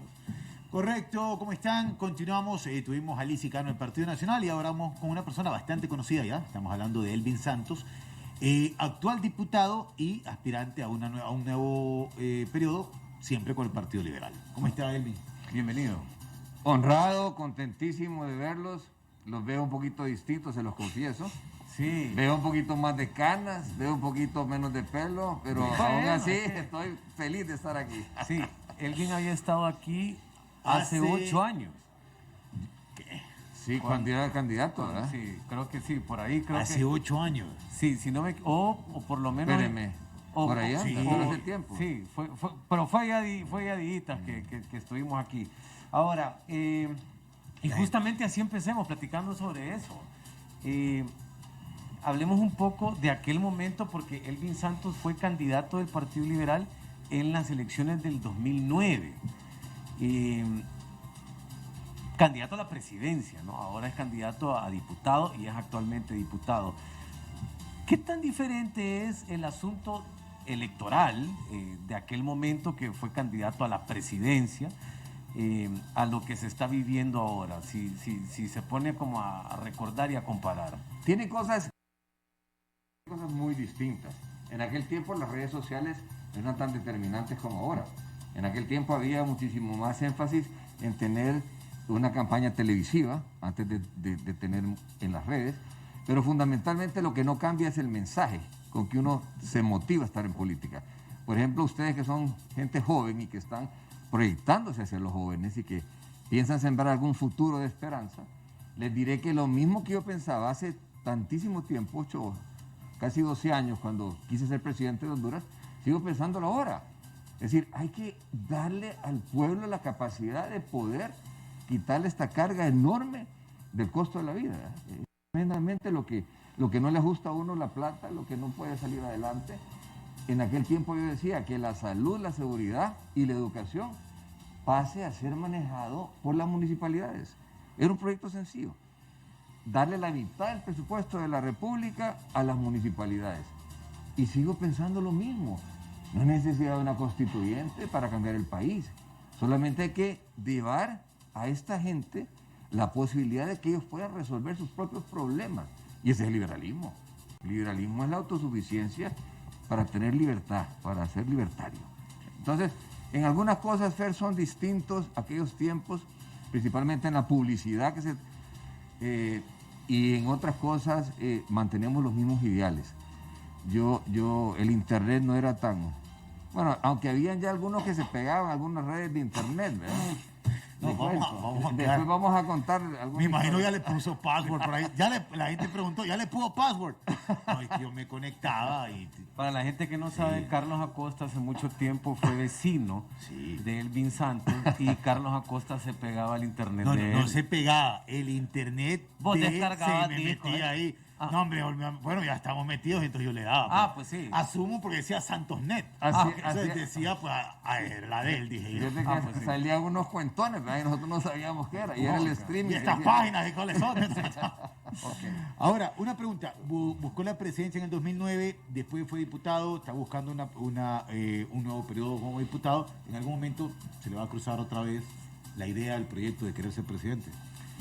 Mire, eso realmente es algo que no se puede quitar de la mente de alguien que quiere ver su país distinto. Todo el mundo aspira a servir. Yo creo que el tiempo para ser presidente ya pasó, pero no voy a descartar nunca la posibilidad de servirle a mi pueblo y no soy yo el que lo voy a decidir. Ahorita estoy enfrascado en una lucha enorme por obtener transparencia y porque la verdad se sepa. Hay demasiada mala información sobre nuestra gestión, inclusive sobre nuestra vida. Y yo creo que es una excelente oportunidad el tratar nunca de desfallecer, de rendirse y más bien seguir adelante. ¿Cómo es su relación actual con el candidato a la presidencia del partido, con Yanni Rosenthal, y con Luis Zelaya, que sabemos que en su momento pues hubo roces que se expusieron mediáticamente con Luis Zelaya, que fue presidente del Central Ejecutivo, ahora el presidente y el candidato es Yanni? ¿Cómo se lleva con ellos? Más o menos para entender también cómo están las cosas adentro del partido. Bueno, tendríamos que entender que Yanni es un hombre cambiado. Yanni, en el tiempo que yo compartí con él, cuando Mel, por ejemplo, era un hombre que hablaba de plata, hablaba solo de grandezas, ¿verdad? Hoy es un hombre que le habla de Dios. Es un hombre que ha estado 5 años en el exilio. Es decir, ha estado inclusive preso. Entonces, un hombre cambia con eso. Y es otra persona distinta completamente. Por eso me motivó. Yo inclusive me he retirado 7 veces de la política. Pero de repente no quiero ver mi partido destruido. Quiero que se levante de alguna manera. Y por eso vuelvo a luchar. Entonces Yanni vino con una propuesta que ya la estamos poniendo en efecto en el conocimiento del pueblo, un ingreso mínimo básico de 1.500 lempiras al mes universal. Y yo creo que él puede cambiar la economía del país. Entonces lo estoy apoyando. Pero históricamente, Fer y Carlitos, hay una enorme historia de resentimientos dentro del partido que ha cambiado la historia de nuestro país. Siempre ha sido traiciones, desde que se fundó el partido, desde Mejía Colindres y todo lo demás, y la traición que hubo después que no dejaron, Viera no dejó que Modesto fuera presidente en el 63, se alió con los militares para dar un golpe. Entonces a Luis le molestaba que nosotros manejáramos la bancada, y dividió el partido y la bancada en 2. Quiso expulsar 17 diputados. O sea, cosas concretas. Yo tuve que defender la institucionalidad del partido en el Congreso, porque nunca querían integrarse. Entonces, yo diría que la relación es compleja. Es una relación que hay que manejar con mucha experiencia y con mucha prudencia. Yo no doy declaraciones públicas, no ofendo liberales, no respondo a ataques, pero sí tengo las respuestas sobre cualquier evento y para transparentar la verdad. Ahora, hay una cosa, ahorita hablaba de la división de la bancada en el Partido Liberal. El presidente de la bancada liberal es Mario Segura, y él en algún momento, hace unos minutos usted nos acaba de hablar de el liberalismo, ¿no? Y el concepto de liberalismo y lo que les permite. Mario Segura hace poco en un programa dijo que él era conservador. ¿Cómo interpreta eso? Porque hay como una especie de contradicción ahí entre decir soy conservador, pero también defiendo el liberalismo. ¿Cómo le explica usted? Y sobre todo ahora que nos cuenta que en esa división de la bancada usted está del lado de Mario Segura. Sí, muy sencillo. El término que él utiliza deberá explicarlo él, ¿verdad? Yo no puedo entender su filosofía política, pero sí le soy muy claro que el Partido Liberal es un partido de centroizquierda y nuestra filosofía es de estar justamente en el centro. Por lo tanto, no podemos ni estar dentro de una política conservadora y peor ultraconservadora, que ya no distingue más que un nepotismo, más que una autocracia, más que un control absoluto de los sistemas de producción, y la otra, la izquierda radical, que podría significar un socialismo del siglo XXI o una, digamos, nacionalización de los mecanismos de producción de un país. Nosotros estamos justo en el centro. Yo no creo personalmente en ninguno de los dos extremos. Creo que el país tiene que cambiar. Creo que no necesita una Asamblea Nacional Constituyente. Ya dije que si le damos el poder y el dinero y el presupuesto a los gobiernos locales, transformamos el país. Si Francia lo hizo hace más de 250 años y el mundo entero, en los países industrializados, lo ha hecho, ¿por qué no lo vamos a hacer nosotros? Que los alcaldes, ya teníamos el proyecto, que se fueran para Suecia, que se educaran allá y que efectivamente vinieran a manejar sus propios presupuestos de sus escuelas, de sus hospitales, de sus centros de salud y de su policía. Entonces sería un país de avanzada. Sí somos radicales en el sentido de ser liberales, de cambio, de propuesta, y esa propuesta sigue siendo la misma. Yo manejé la comisión de presupuesto, manejé la comisión de las alcaldías en el Congreso y propusimos enormes cambios en la ley de municipalidades. Y lo que principalmente queríamos era erradicar los impuestos, bajarlos. Hicimos no menos de 4 amnistías para que la gente no pagara esa cantidad de impuestos. Y después los extendimos al SANAA, a la ENE. Bueno, hubo un tiempo que inclusive concedimos unas amnistías para que los jóvenes se pudieran casar en agosto sin necesidad de pagar la licencia, porque era el año de la familia y el mes del matrimonio. O sea, se han hecho tantas cosas para pensar que no podemos cargar más al hondureño y que eso solo se puede hacer mediante otro pensar, un renacimiento de filosofía libertaria, liberarlo. Y eso es lo que yo creo. Justamente el trato de venir a este programa, que siempre agradecemos pues, que haya aceptado, es vamos a hacer las preguntas que la gente mande. Ahí está la people en las redes, ahí está revuelta porque la gente ahora en las redes pues tiene la facilidad de comunicarse. Correcto, justamente lo que estamos... Y realmente es de valientes aceptar venir a la hora del té, hasta cierto punto. La gente pregunta, pregúntenle el caso Pandora. Perfecto, ¿qué quieren saber? Solamente para refrescarle un poquito la memoria a la gente, el caso Pandora fue el cuarto caso de corrupción presentado por la Maxi, Sí. que es esta misión de apoyo que ya no existe, y que habló de 12 millones de dólares, 282 millones de lempiras. Se dice que ahí se financió la cachureca, aquella famosa tarjeta que tenía antes el Partido Nacional, y se habló también de que había beneficiado a algunas personas, entre ellas usted, también creo que estaba mencionado su papá. Cuéntenos un poco de cómo fue todo eso. Además hubo un requerimiento fiscal. Cuéntenos qué fue todo esto y a dónde lo lleva, porque son cosas que la gente las sigue comentando. De hecho, ahorita en las redes lo estamos viendo, que mucha gente está hablando, pregúntenle sobre el caso Pandora, y es justamente lo que estamos haciendo. Perfectamente bien, mire, el tema es que yo quiero que la gente esté clara, porque ha habido tanta mala información. Alguna gente dice que yo voté porque la Masi se fuera. O sea, yo quiero que la Masi regrese. Le digo con conocimiento de causa y con decisión. Sería uno de los que votaría directamente para que la Masi regresara. Ahora, pero yo no lo voté, acusó a usted. Yo no voté porque se fuera. Lo que yo estoy en completo desacuerdo es que sea una Masi politizada, que solo persigan a la gente que ellos por política quieren perseguir. El caso Pandora es un caso político. Agarran solamente a una gente, lo ponen en una lista, y esa lista es la que tratan de atacar. Y exoneran a un montón. Nosotros no tenemos absolutamente nada que ver. O sea, es una persecución política. Pero absoluta. ¿Y a quién se le atribuye? ¿Y sabe qué es lo peor de esa persecución política? Que es lo que yo estoy en completo desacuerdo. Que irrespetan, fueron a una televisión, fueron a un canal de televisión, esta gente política, principalmente el líder, un peruano que estaba en ese tiempo. Que era Jiménez Mayor. Aspiraba a ser político en Perú. Y pensaba que igual que en Guatemala, que también nombraron este caso, que esta era su plataforma política. Entonces, nombran gente que nada tenemos que ver. Claro, yo obtuve mi sobreseimiento definitivo. Fui absuelto de forma definitiva. Ese caso ya terminó. O sea. Es que fue tan claro, porque yo no tuve absolutamente nada que ver. Imagínese, Fer y Charlie, que mi campaña fue el 2009. Y ese pisto se lo robaron en el 2011, 2012.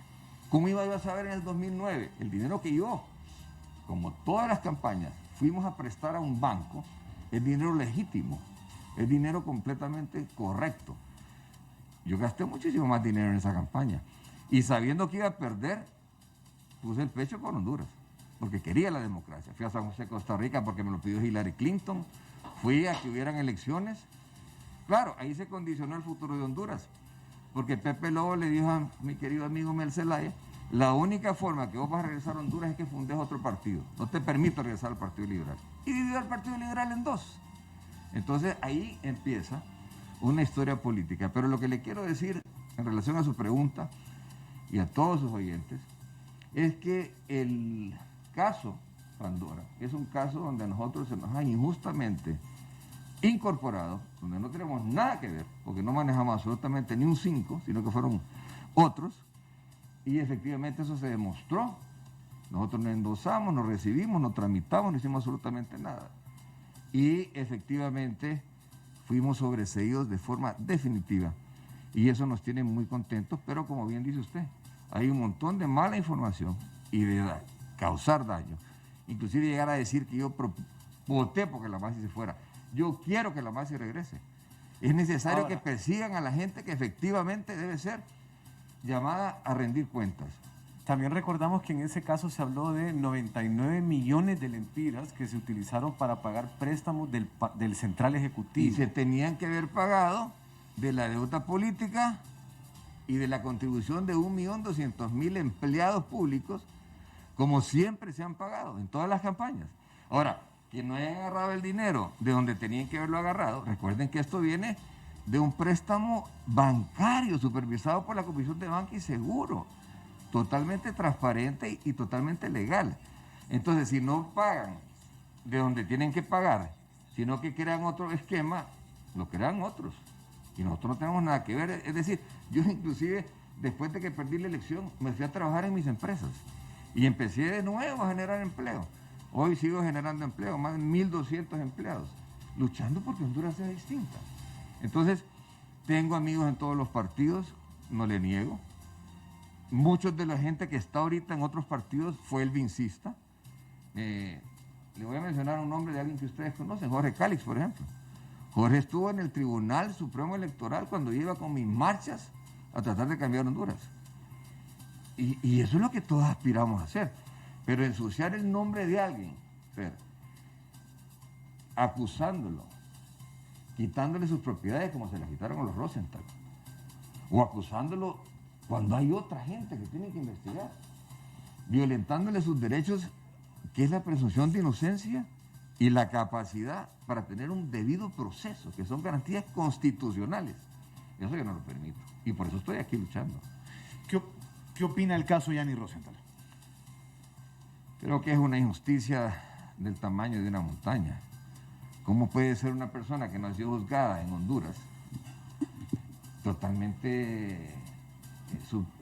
Mire, si a usted le quita a la gente sus bienes, es después de que hay una sentencia, es después de que está comprobado que efectivamente hay dolo, que hay fraude, que hay una cantidad de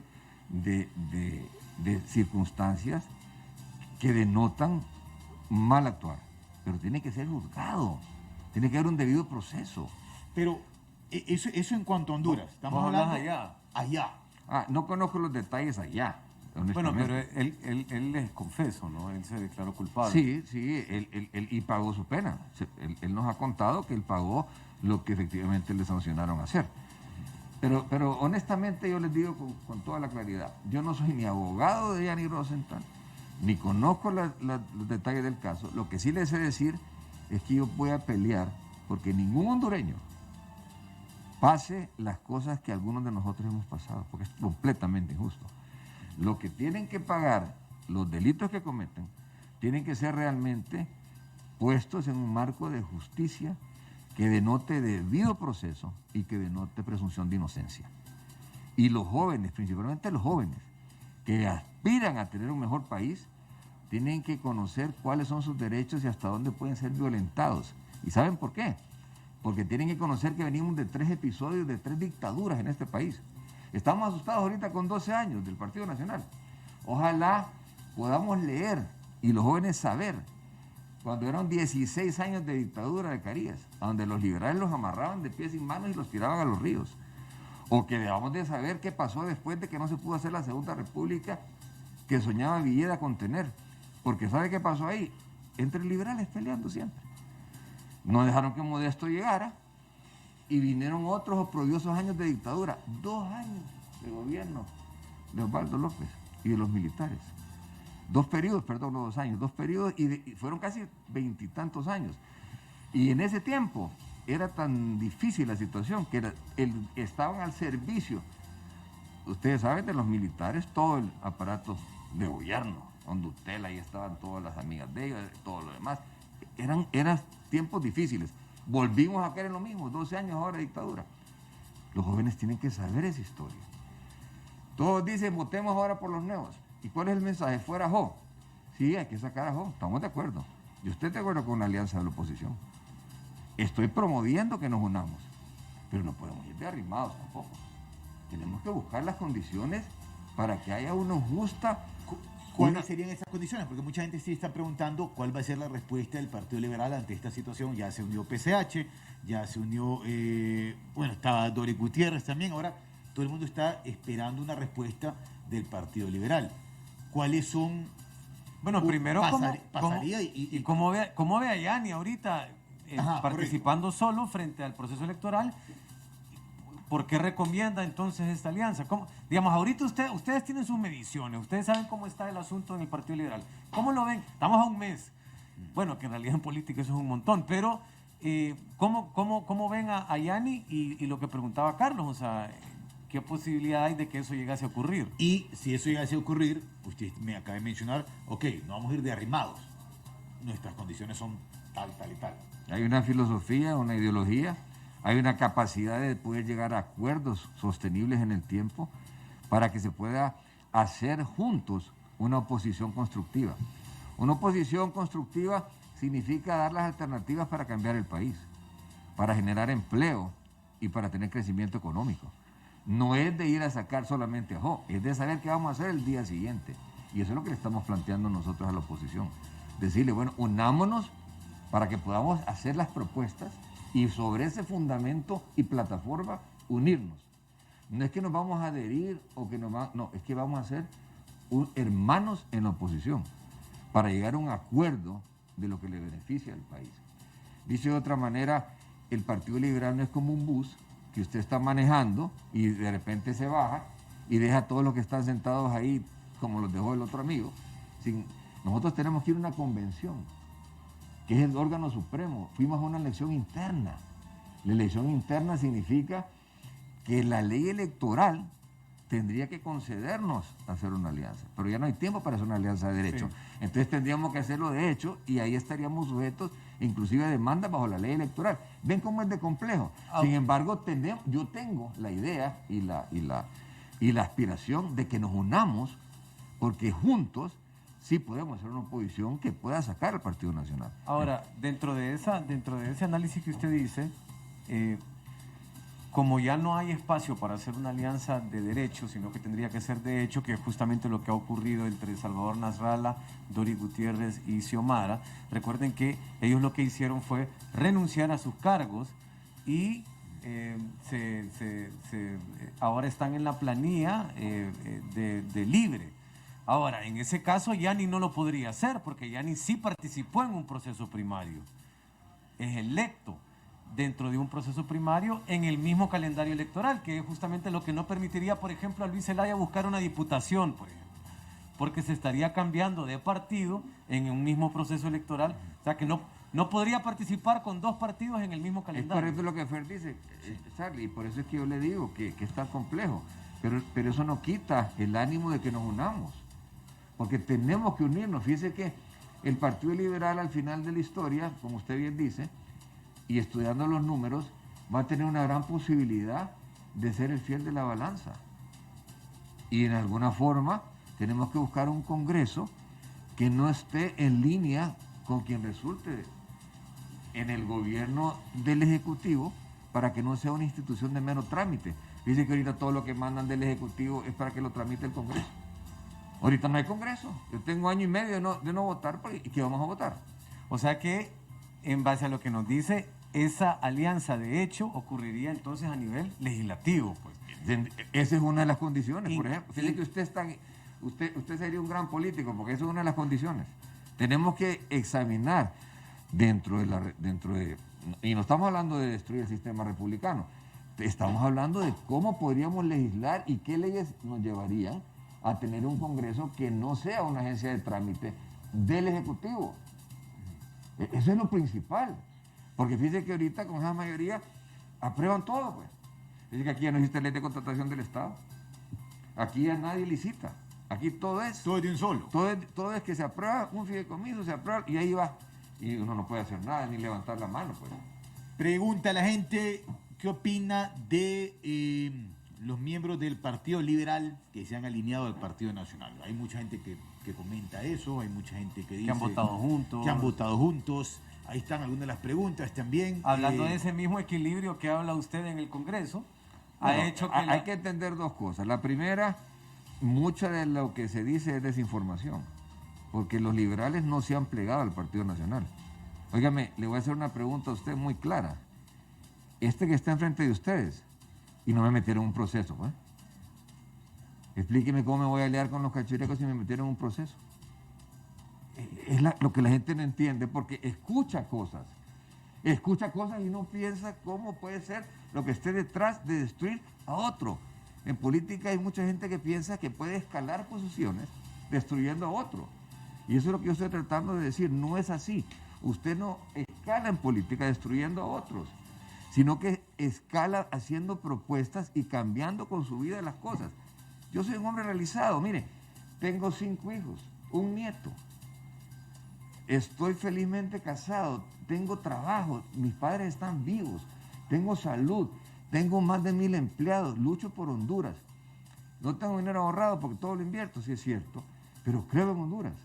Entonces yo honestamente creo que si alguien piensa que se han aliado con el Partido Nacional, yo le voy a decir quiénes votaron por el fiscal, por ejemplo. Y son la misma gente que dice que hay diputados con corbata azul. Ahora, este señalamiento de que se han aliado con el Partido Nacional viene incluso desde dentro del partido, porque la corriente de Luis Zelaya, eso es lo que hablaba. Hablaba, por ejemplo, del lado oscuro. Hablaba... ¿Usted qué dijo ya las cosas? Yo no estoy ni qué decir, si es de conocimiento público. Luis Zelaya es el principal aliado de los nacionalistas, el principal aliado. Alguna gente sospecha hasta que tiene un acuerdo por debajo de la mesa. Si ¿Cómo? Alguna gente sospecha que Luis Zelaya siempre ha estado aliado con el Partido Nacional. Todo el tiempo. Así es la política de compleja. Porque no es posible que se haya obstinado, que se haya propuesto destruir el Partido Liberal de la manera que lo hizo. Óigame, ¿en qué cabeza cabe expulsar 17 diputados liberales? Expulsarlos, sin ninguna razón, solo porque se lo antojó. Destruyó al Partido Liberal y sigue haciéndolo. Es que usted me está hablando, ¿qué opinamos de los liberales que han decidido seguir otro camino, lo que sea? Pues hablar con ellos y explicarles, pues, que tienen que regresar a su partido, amar su partido. Dice que nosotros le hemos dado vida libre, le hemos dado, yo personalmente, ¿qué no he dado yo qué no dio por la campaña de Mel Zelaya? ¿Cuál es su relación con Mel? Excelente, hombre, sí, es un hombre súper amable, súper amigable, súper afable, toca la guitarra súper bien, no para de reír. Y Xiomara ni digamos, Xiomara yo trabajé con ella, trabajamos juntos en Olancho cuando ella andaba con máquinas porque es trabajadorísima. Yo no tengo nada que decir de esta gente. ¿Quiere saber quién es el padrino de bodas de Héctor? Su servidor. O sea, hay una gran relación, pero esas cosas no lo sabe la gente. Entonces la gente se pierde pensando que hay que pelearse en las calles, que va a vertir la sangre. No, hombre, si somos hondureños todos, y todos somos miembros de una familia. Lo único que hay que comunicarnos, eso sí, porque la gente que tenemos experiencia, valga la inmodestia, se lo suplico que me la dispensen, es porque hemos vivido cosas duras en la vida. Y no queremos que otra gente las viva. La política es una cosa tremenda y si no hay entendimiento, si no hay una capacidad, entonces hay problemas enormes y los países se desangran, los pueblos se enfrentan y después renovar la capacidad de diálogo es sumamente difícil. Cuando ya se lacera la confianza, es como cuando usted pierde la confianza en su novia, con su esposa, es complicado rehacerla. ¿Cuál cree que hubiese sido el camino, si hubiese cambiado la historia, si Luis Zelaya se une a la alianza, que hubo en el periodo pasado? Hubieran ganado, ¿no? ¿Por qué cree que no se unió? En primer lugar, porque no es buen político. En segundo lugar, porque su capacidad de servir a los demás es más limitada que su propio deseo, que su propia vanidad. ¿Y te han encontrado alguna vez con Luis Zelaya? Todo el tiempo, sí, le di el abrazo de la paz en la iglesia de Guadalupe, después de todo el daño que él me había causado también, porque él sí estaba aliado con el Partido Nacional para hacer las acusaciones. ¿Y quiere que le diga cómo? A través del CNA, cómo él... Todavía tengo guardadas las amenazas que mandaba a mi teléfono. Eso es lo que hace. ¿Él? Sí, personalmente. Esas son las cosas que hacen los liberales contra los liberales. Y mire dónde me tiene Dios a mí ahorita. Me tiene con la posibilidad de salir reelecto diputado, que la gente me conozca de nuevo. Estoy vivo en política, la gente sabe cómo trabajo todos los días y la gente sabe, la que está cerca de mí no necesita explicaciones. Y la que está lejos, aunque le diga lo que le diga, no me va a creer. Entonces yo le digo a Luis, acordate las cosas buenas que el partido te ha dado y lo que nosotros te ofrecimos. Inclusive Son cosas que no debería decir al aire, pero ustedes me dan tanta confianza que lo voy a decir. Inclusive mi rosario, de mi consagración de la Virgen de Guadalupe, de mi consacratio mundi, cuando me casé de nuevo, hasta eso le regalé a Luis Zelaya y no lo valoró. Y le dije llevárselo a Luchi y decirle que el partido, y con vos a la cabeza, te vamos a apoyar. Luchi es su esposa. Sí. Es la esposa de él. De Luis. Sí. Y mira dónde terminamos. Él gestionando para que acusaran liberales y nunca defendió nada.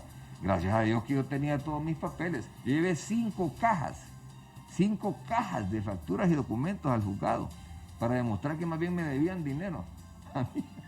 Entonces, yo le digo honestamente, nadie en este mundo está exento de que le pasen cosas difíciles, pero no tiene que seguir adelante. Ok, solamente para ir saludando rápidamente, saludamos a Ángel Hernández, David Aguilera, Fabiola García. Como la primera hora también está bastante intenso todo este feeling en las redes sociales. Jeffrey Martínez también, Alex Ortiz. Solamente para ir resumiendo lo que nos está contando Elvin Santos hoy aquí es, uno, que dentro de su análisis, quien se ha alineado con el Partido Nacional ha sido Luis Zelaya, que la bancada liberal no se ha alineado, o sea que no existe ese cogobierno que dicen que hay, digamos que bajo la sombrilla del famoso bipartidismo que mucha gente señala, y además de eso, pues nos ha contado también interioridades y la división evidente que existía en ese momento con quien era el presidente del Central Ejecutivo, porque ya no es él, ahora es Gianni Rosenthal. También nos ha dicho que Gianni es un hombre cambiado, que ahora es un hombre de Dios, que antes solo hablaba de dinero, pero que ahora también habla de Dios. Era creído. Sí, antes era creído, pues ya no es creído. Y ahora habla de Dios y que es una persona que su condena la ha cumplido. No nos ha dicho todavía cómo ve a Gianni frente al próximo proceso, como están planteadas las cosas ahorita. A Xiomara aliada con Salvador, con Doris, a Narri Asfura por el otro lado y al Partido Liberal con Gianni Rosenthal. Creo que es una decisión del pueblo y creo que los últimos 30 días, como usted bien lo dijo, van a ser cruciales, van a ser bien difíciles, porque el único candidato que está creciendo a razón de 3 puntos es Gianni. Los demás se han congelado. Entonces, si la tendencia siguiese, hay departamentos donde claramente hay un liderazgo notable del Partido Liberal. Santa Bárbara, Atlántida, Copán. Se puede todavía pensar en que van a haber sorpresas, como usted lo decía. En política nunca se da, ni se debe declarar a nadie fallecido en política, ni se debe decir las cosas tan decididas por esta encuesta, que nada más es una foto del momento y que puede cambiar en cualquier instante. Pero la situación, como bien decían ustedes, o yo lo comentaba, está color de hormiga en el sentido de que hay tantos intereses y la poca disponibilidad de diálogo, y los extremos se han polarizado ya también a tal grado, que habría que definir cosas muy sensitivas. Yo le pregunto, por ejemplo, a ustedes y al pueblo hondureño, ¿cuál será la postura del gobierno americano en esto? ¿Cuál va a ser la postura de la fuerza militar en caso de que la gente llegue a sublevarse o a tener cierto grado de inestabilidad política? Son cosas que pueden cambiar el destino del país rápidamente. ¿Qué pasa si nosotros vamos a un proceso dentro de la negociación de alianza a donde haya una reforma revocatoria que permita que después de 2 años se pueda revocar el mandato de un presidente, por ejemplo, que es una propuesta que nosotros tenemos? Entonces sí hay espacio donde poder construir una alianza que signifique que el país sea distinto, pero para eso necesita diálogo, entendimiento y fundamentalmente sacrificio, no imposición de un sector. Está difícil, no se está creando castillos de arena, Sí, se está hablando y se está diciendo la situación ahora es compleja, hay polarización, hay carencia de dinero para meter en las campañas, hay leyes que se tienen que cumplir de política limpia. Quien les habla fue uno de los pocos que en sus campañas fue el primero que recibió sus certificados de aceptación de todas sus finanzas de política limpia, por ejemplo. Y hay candidatos que todavía ni siquiera las han presentado. Tuvieron que hacer una ley en el Congreso para extender eso. Entonces, es difícil, pero es factible y posible poder llegar a entendimientos políticos. Si habían la opción B, por ejemplo, en el reciente pasado, ustedes son muy jóvenes y tal vez no lo recuerdan, pero sí se pusieron de acuerdo para poder darle estabilidad al país. Dentro de esta complejidad que usted habla, ¿cree que no ganar el Partido Nacional se entregue el poder fácilmente o Debiera de.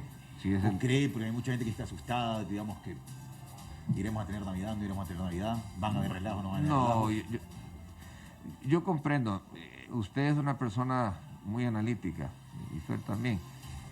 Yo siento que sí hay algún nivel de temor e incertidumbre, pero hay que tomar en cuenta dos cosas importantísimas. La primera, Honduras no es un país guerrerista ni conflictivo en su esencia propia. Es un país con una alta influencia desde que fue una república bananera, a donde identifica que el esfuerzo se recompensa, de trabajo se recompensa con un buen vivir, es decir, aunque sea con un buen plato de comida. Entonces no va a estar sujeto a una etnia o a una situación donde hay bastante gente, como en Bolivia, que hay 100.000 indígenas que Evo puede poner en la calle y puede causar una insurrección. No ese es el caso de Honduras. San Pedro Sula es una ciudad industrial, Tegucigalpa es una ciudad política y tienen 240 kilómetros por aparte. Hay algunos sectores. Unificar Honduras para una sublevación es harto complejo. Eso es casi imposible. Entonces yo no veo una desnaturalizada descomposición social que signifique que el país se fraccione, se fragmente. Pero sí hay un gran riesgo de que volvamos a sufrir atrasos en la economía y en la capacidad de crecer en el ingreso, y la gente que más sufre es la gente pobre. Mire, ahorita, y no me lo está preguntando, pero yo quiero dejarlos con una reflexión muy rápida. Estamos a punto de no tener comida. La gente no ha sembrado. ¿Se acuerdan todos aquellos programas? Bueno, es que ustedes realmente son bastante jóvenes. Antes había unos programas donde se le daba la semilla a la gente. Y vinieron con la gran idea de que se le iban a dar a los militares la responsabilidad del agro. Imagínense ustedes que ahora la gente no tiene semilla y no ha sembrado. Entonces dentro de unos meses, pocos meses, vamos a tener una gran carestía de granos. Y cosas más graves pueden suceder. Y eso es lo que nos debe estar preocupando. Así como nos preocupa en Tegucigalpa que no haya agua potable. Así como debería preocuparnos que no podemos darle seguridad social a nuestra gente. Fíjense que aquí la gente se enferma y alguna gente se muere y lo que le dan es una mejoral. Momentolina. No, hombre, si no tenemos nosotros ni siquiera capacidad para atender nuestros propios enfermos. No hay un sistema... No, Momentolina. Okay. ¿Qué pasó? No sabía que existía todavía la cosa, mejoral, una pastilla bien de antes. Hace un Ya rato, no existe. hace un rato, Es que ustedes son de Advil y de Tylenol. hace un rato usted hablaba de que debía de reconocerse el liderazgo del liberalismo en un montón de lugares. Sin embargo, últimamente hemos estado viendo en redes sociales y en otros espacios que hay dirigentes liberales que están, o por lo menos así lo hemos visto nosotros en videos, que se están aliando a Libertad y Refundación en diferentes municipios, en el interior, algunas personas que están reclamando. Hemos visto los videos de esos dirigentes con sus banderas liberales diciendo que se van a ir con Libertad y Refundación.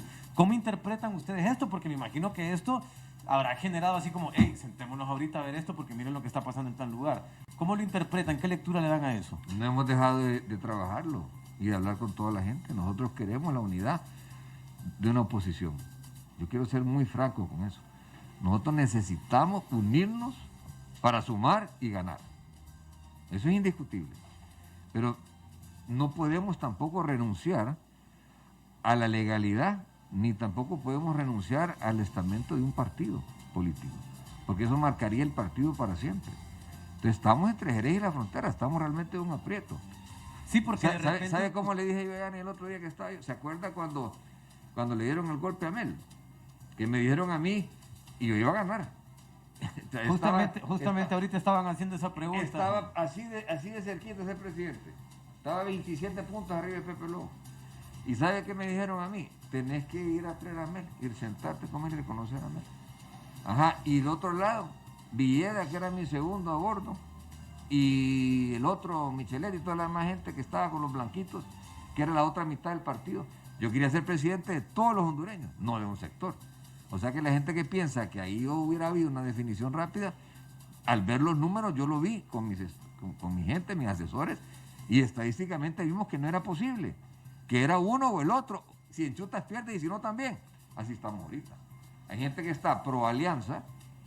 Yo soy uno de los que cree que si no nos aliamos, una alianza sería una cosa bellísima, nos garantizaría el triunfo. Pero ¿qué sucede? Que hay que crear las condiciones y nos hemos tardado. Imagínense que teníamos un acuerdo. El que más votos saque, ese encabeza la alianza. Y sacamos 800,000 votos del Partido Liberal y sacó 600,000 libre. Pero no es lo mismo luchar contra un Luis Zelaya, que era presidente del partido y manejó tanto dinero, del cual todavía están esperando cuentas, por decirlo de una manera bien laxa, y Vanegas, que primera vez que participe sacó 100,000 votos, contra la gente que tenía que luchar Xiomara, que sacaba 3,000 votos. Entonces, eso es lo complejo del Partido Liberal. En ese sentido, lo importante es encontrar un camino de unidad, que sí nos ha mantenido unidos antes, porque Libre salió del Partido Liberal. Es un embrión que de ahí salió. Pero ahí solo se ocurre, o sea, dentro de esa, o sea, solo se me ocurren dos caminos en este momento, es o que renunciara Yanni y llegar a un acuerdo de ser un bloque opositor, un solo bloque opositor en el Congreso, y que él renunciara a la ¿Y el candidatura. otro? Pues el otro sería que renunciara a Xiomara, pues. Ok, entonces ahí tienen que llegar a un acuerdo. Que renuncie uno de los dos. Así es, de acuerdo, pero 100,000%. Es más, si se hubiera honrado el pacto inicial, ya ni estaría encabezando la alianza, pero no se honró. Y entonces dijeron, no, ¿saben qué? Era quien sacara más votos de partido. No votos de partido, sino Pero individual. ese pacto se dio. Creo que Individual. fue en algún momento una sugerencia en medios de comunicación Se firmó en una servilleta, del partido que más sacara votos. encabezaba la alianza. Ok. Entonces, el único camino jurídico ahorita sería ese, Esos ¿no? dos, sí. Que una de las ¿De dos acuerdo con cabezas ustedes? Bueno, es lo que plantea Elvin Santos hoy aquí. Quedan pocos minutos. Vamos ahorita con la hora del tequila. Ajá. Sin tequila. Sin tequila, sí, no decir que es martes. La güey, hora del tampoco. tequila, no, pero hay gente Tampoco. que Hay gente que anda en modo Navidad. Es martes navideño, martes navideño. Martes. Yo elegí preguntar por qué le pusieron ahora el té. Es que porque le quitamos el kila. No, no. Ok, bueno, usted va a sacar un papelito de ahí, se lo va a pasar a Carlos. Ahí está anotado un nombre, una palabra, una fecha. Y lo primero que se le venga a la mente es lo que queremos que nos diga. Abrimos el papelito. La primera pregunta dice, con el super zoom de la cámara, Salvador Narrala. ¿Qué es lo primero que se le viene a la mente cuando le decimos Salvador Narrala? Cuando le invité a que me acompañara por Honduras y me dijo que no podía porque era más importante su programa y la plata que hacía ahí. Ok. Ok, vamos con el siguiente papelito. Ok, Hay uno recuerden que trae ustedes, doble, la porque- gente que nos ha estado escribiendo a través de LHT Pregunta en Twitter y Vox Pregunta, recuerden también que hoy Elvin Santos nos ha contado que él aquí ha dicho públicamente que el caso por el que fue señalado, que fue denominado Pandora por la Maxi, fue una persecución política y que ya hay un sobreseimiento definitivo porque hay gente que está preguntando cómo quedó eso. Ok, Dice acá, Partido Liberal. Ese es el vaso que trae doble porque Luis quebró un vaso. Luis está ahí. el que, Sí, eran él es el 5 que- vasos, sí, pero pues, quebró y no lo ha pagado. Luis es el nuevo aquí, el que acaba de llegar. Entonces le echamos la culpa a todos. Partido Liberal. El partido de mis entrañas, el que me vio nacer, donde mi abuelo me dijo que tenía que conseguir un permiso para ir de Olanchito a Ceiba a comprar la provisión. No le permitían comprar pistola ni machete. Es el partido por el cual yo voy a morir creyendo que la libertad está en sus entrañas, en su filosofía. Y por otro lado, el otro papelito donde dice Partido Nacional. Igual que el Partido Libre se desmembró del Partido Liberal, es un partido que necesita realmente reformar su ética y su doctrina para que pueda ser una alternativa que creo que ya cesó de tener vigencia. Debería realmente de ser un partido ya de antaño. Quedan dos vasitos más. Esperamos para la otra semana ya tener el quinto vaso. Vamos a dar una compra. 28 de junio del 2009. Día memorable en la memoria política.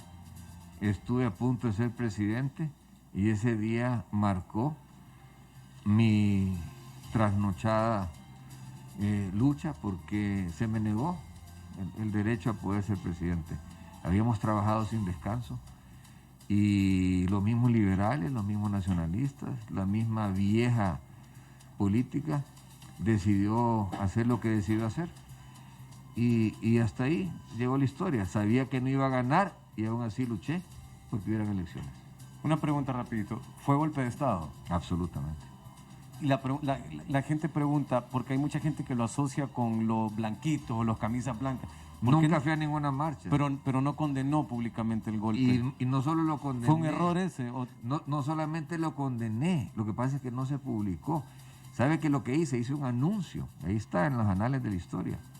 Un anuncio donde pedía, y ahí está alguien de Libre que me puede estar escuchando, que pueda dar fe. Hice un anuncio el día viernes para pedir por la seguridad de la persona Xiomara y su familia. Pero si hubiese usted anunciado públicamente o denunciado públicamente fue golpe de Estado, probablemente la resistencia lo hubiese acompañado en las urnas en ese momento. No, porque el mensaje que estaba recibiendo de la izquierda internacional era absolutamente otro. Acuérdense que se hablaba de... Maduro estaba en las fronteras con Nicaragua, se hablaba de restituir a Meli de una invasión. No es que la resistencia iba a votar, las marchas eran todos los días, no había condiciones. Las condiciones para ir a una elección se dio precisamente por el acuerdo que se hizo en San José, tiempo después. Ok. Y el último Falta un papelito. Le cuento que quisiera hacer un comentario, si me dejan rapidito. Dale, ya. Cuando usted habla de sobreseimiento definitivo del caso, quiero que la gente entienda que no es que ni siquiera fui a juicio, ni siquiera pudieron demostrar que había razón por lo cual acusarme. Por eso es lo que se llama sobreseimiento definitivo. Sí. No es que fue declarado inocente. No es que usted no tiene ninguna razón por estar metido aquí, váyase para su casa. Eso es lo que quiero que la gente entienda. ¿Confirma eso el abogado Lara? Ah, bueno, sí. A esa clase entró. Y le digo que Luis, ni siquiera habíamos hablado de este tema, ¿verdad? A esa clase sí entró Luis Lara. Y otro Luis, pero este es Luis Zelaya, la pregunta. Sí, se vio ahí, sí, no digan que ando ahí inventando, Luis Zelaya. Luis Zelaya, le di el abrazo de la paz en la iglesia de Guadalupe y si lo encuentro le vuelvo a dar un abrazo de la paz, porque eso me necesita toda la paz en su corazón que pueda tener. Ok, bueno, pues rápidamente le recordamos a la gente, la casilla, Elvin Santos es candidato a diputado por Francisco Morazán por el Partido Liberal en la casilla. La casilla mía no importa, porque yo quiero que voten por todos los diputados liberales. Yo quiero que el Partido Liberal resurja.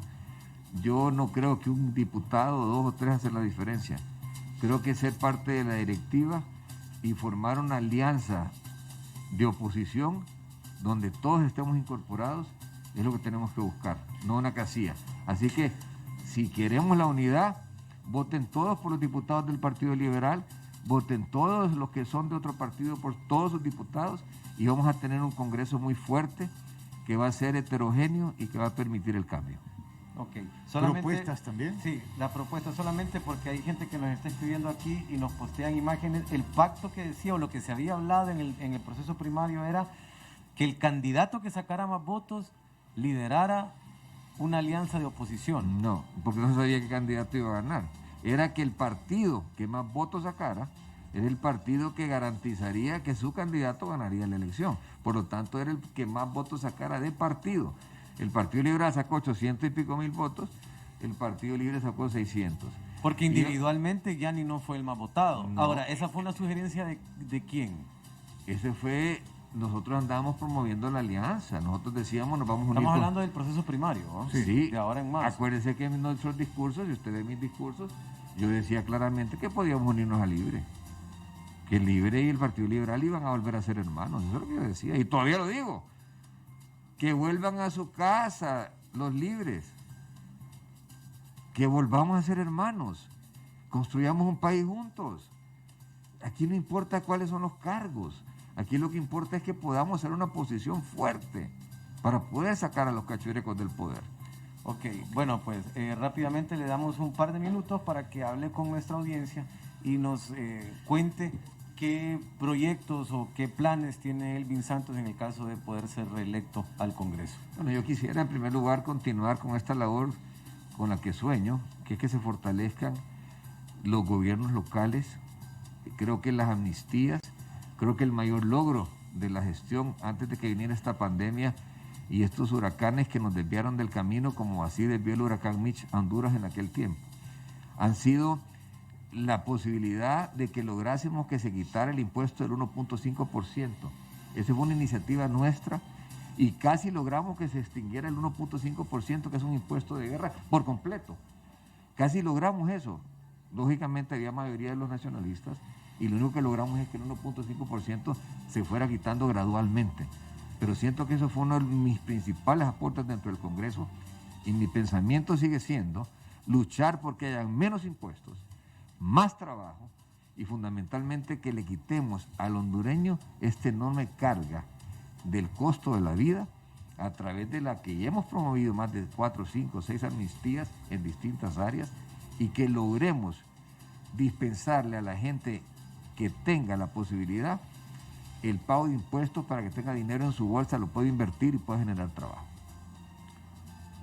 Bien, pues Carlos Acosta nos ganó el tiempo ya. Hoy sí, nos 6 de la tarde. Hemos tenido en la primera hora a Lizy Cano, candidata a diputada por el Partido Nacional, y ahora pues a Elvin Santos, candidato por el Partido Liberal. Y pues les agradecemos también por su tiempo, porque sabemos que andan en campaña y andan en todo este agite. Y le decimos a la gente que el próximo martes nos vamos a encontrar con otros candidatos. Vamos a ver a quiénes, ahí le vamos a estar contando en las redes sociales. Le agradecemos a Elvin Santos por habernos acompañado el día de hoy acá y a la gente que se ha conectado también, que ha estado en sintonía. Esperemos que todas estas cosas que hemos platicado hoy y los martes anteriores sirvan para fortalecer esos criterios que usted necesita el 28 de noviembre al momento de elegir, porque es una fecha importantísima para todos. Recuerden ustedes que hay que ir a votar, recuerden ustedes que tu voto cuenta y que justamente esa es la razón por la que nosotros hemos abierto este espacio y hemos modificado la hora del té los martes para poder llevar todo esto. Así que, Elvin, muchísimas gracias. Muchísimas gracias. Con nosotros, y a la gente que nos, y aquí también a la gente de producción también que nos ha estado acompañando. Abogado Lara. También. Gracias a Luisito, gracias a ustedes. Ya ahorita ya tenemos un internet bien fuerte por si aquellos que se quieren conectar. No, ya no vivo ahí. Super internet. Y que pega hasta ahí. Que pega hasta donde vivo. Bueno, pues No, será hasta la muchísimas próxima. gracias, muchísimas Pórtense todos muy bien y será hasta el próximo martes. Chao.